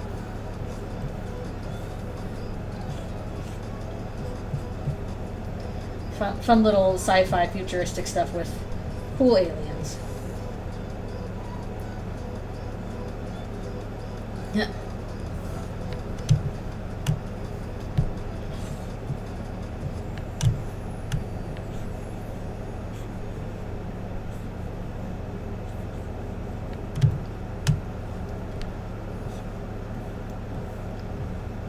Yeah, I just really like the character design and stuff on the lead centaur alien. It's the kind of thing like, okay, this is like really alien but still believable biology, but also there's a lot of like just character to it. So it's not too caught up in the sci-fi aspect. It was good. Okay, I think we're about done with this. I'm going to need to do my stretch break and then stop. Yeah, this isn't an Undertale Eldritchrune comic. This is an original sci-fi comic. This is original work, which you should always support. Very good. Okay. I need to stop for now. I need to stretch. And then also need to do some phone calls and stuff. Oh yeah, comics in general. It's pretty early on in the comic. Like, it hasn't gotten too far yet, so it's probably going to be a quick read. Yeah, I made pretty good progress. We got through 5 pages today. Still got about 3 left to go. And yeah, I can link you in the server. I can just put that in art inspiration because it's really good. But yeah, I will not be doing a stream, any streams next weekend because I'm doing some stuff with friends for my birthday, which is not until next week, but I'm doing it the weekend before because that's when we could do it. So yeah, I'm going to be pretty busy doing that, prepping for that Friday, doing that Saturday, probably got to do Sunday, so no streams next weekend. But after that break, I'll be back with a new game to start, and more of this likely, or more of the animatic, one of the two. There'll be something to work on, because there's always something to work on. Yeah, I made pretty good progress. It's a fight scene, so it's going to take a lot of time. Maybe sometime we'll even do a stream with some stuff from the ending. But we will see. I'm very early into that still. And I would like to finish this one quickly and get that out. Whew. But yeah, that is the situation for now. Thank you. I mean, it's very early. Birthday's not until next week. Mid next week. But thank you for coming to the stream and hanging out with me and chatting with me. Yeah, if you want, I will avoid, I'll warn if I'm doing a stream working on ending stuff. But I'll try and keep it mostly occupied with stuff that's less spoilery. So, probably more of this next time is my guess. Is my assumption. That or the animatic. Whew. I'm gonna stretch my hand and hopefully it'll feel a little better. It was feeling pretty bad Thursday, Friday. Feel better, hand? And sorry about all the air conditioning noise, but it is hot. So I needed that. But yeah, thank you guys so much for coming to hang out with me and chat. It was a really fun time and we got a lot done. And I'm happy about that. And yeah, probably more of this next time. That'll be in like 2 weeks or so. So yes, I hope you guys have a wonderful rest of your weekend and a wonderful week and all that goodness. And hope things go well for you. And I will see you all next time. Alrighty. See you later. Oh yeah, I'll try and check out the Animac too. I'll check it out. I'll look through the thing and I'll check it out. Animatics. Fun stuff. Sweet. Alright. Bye. See you later.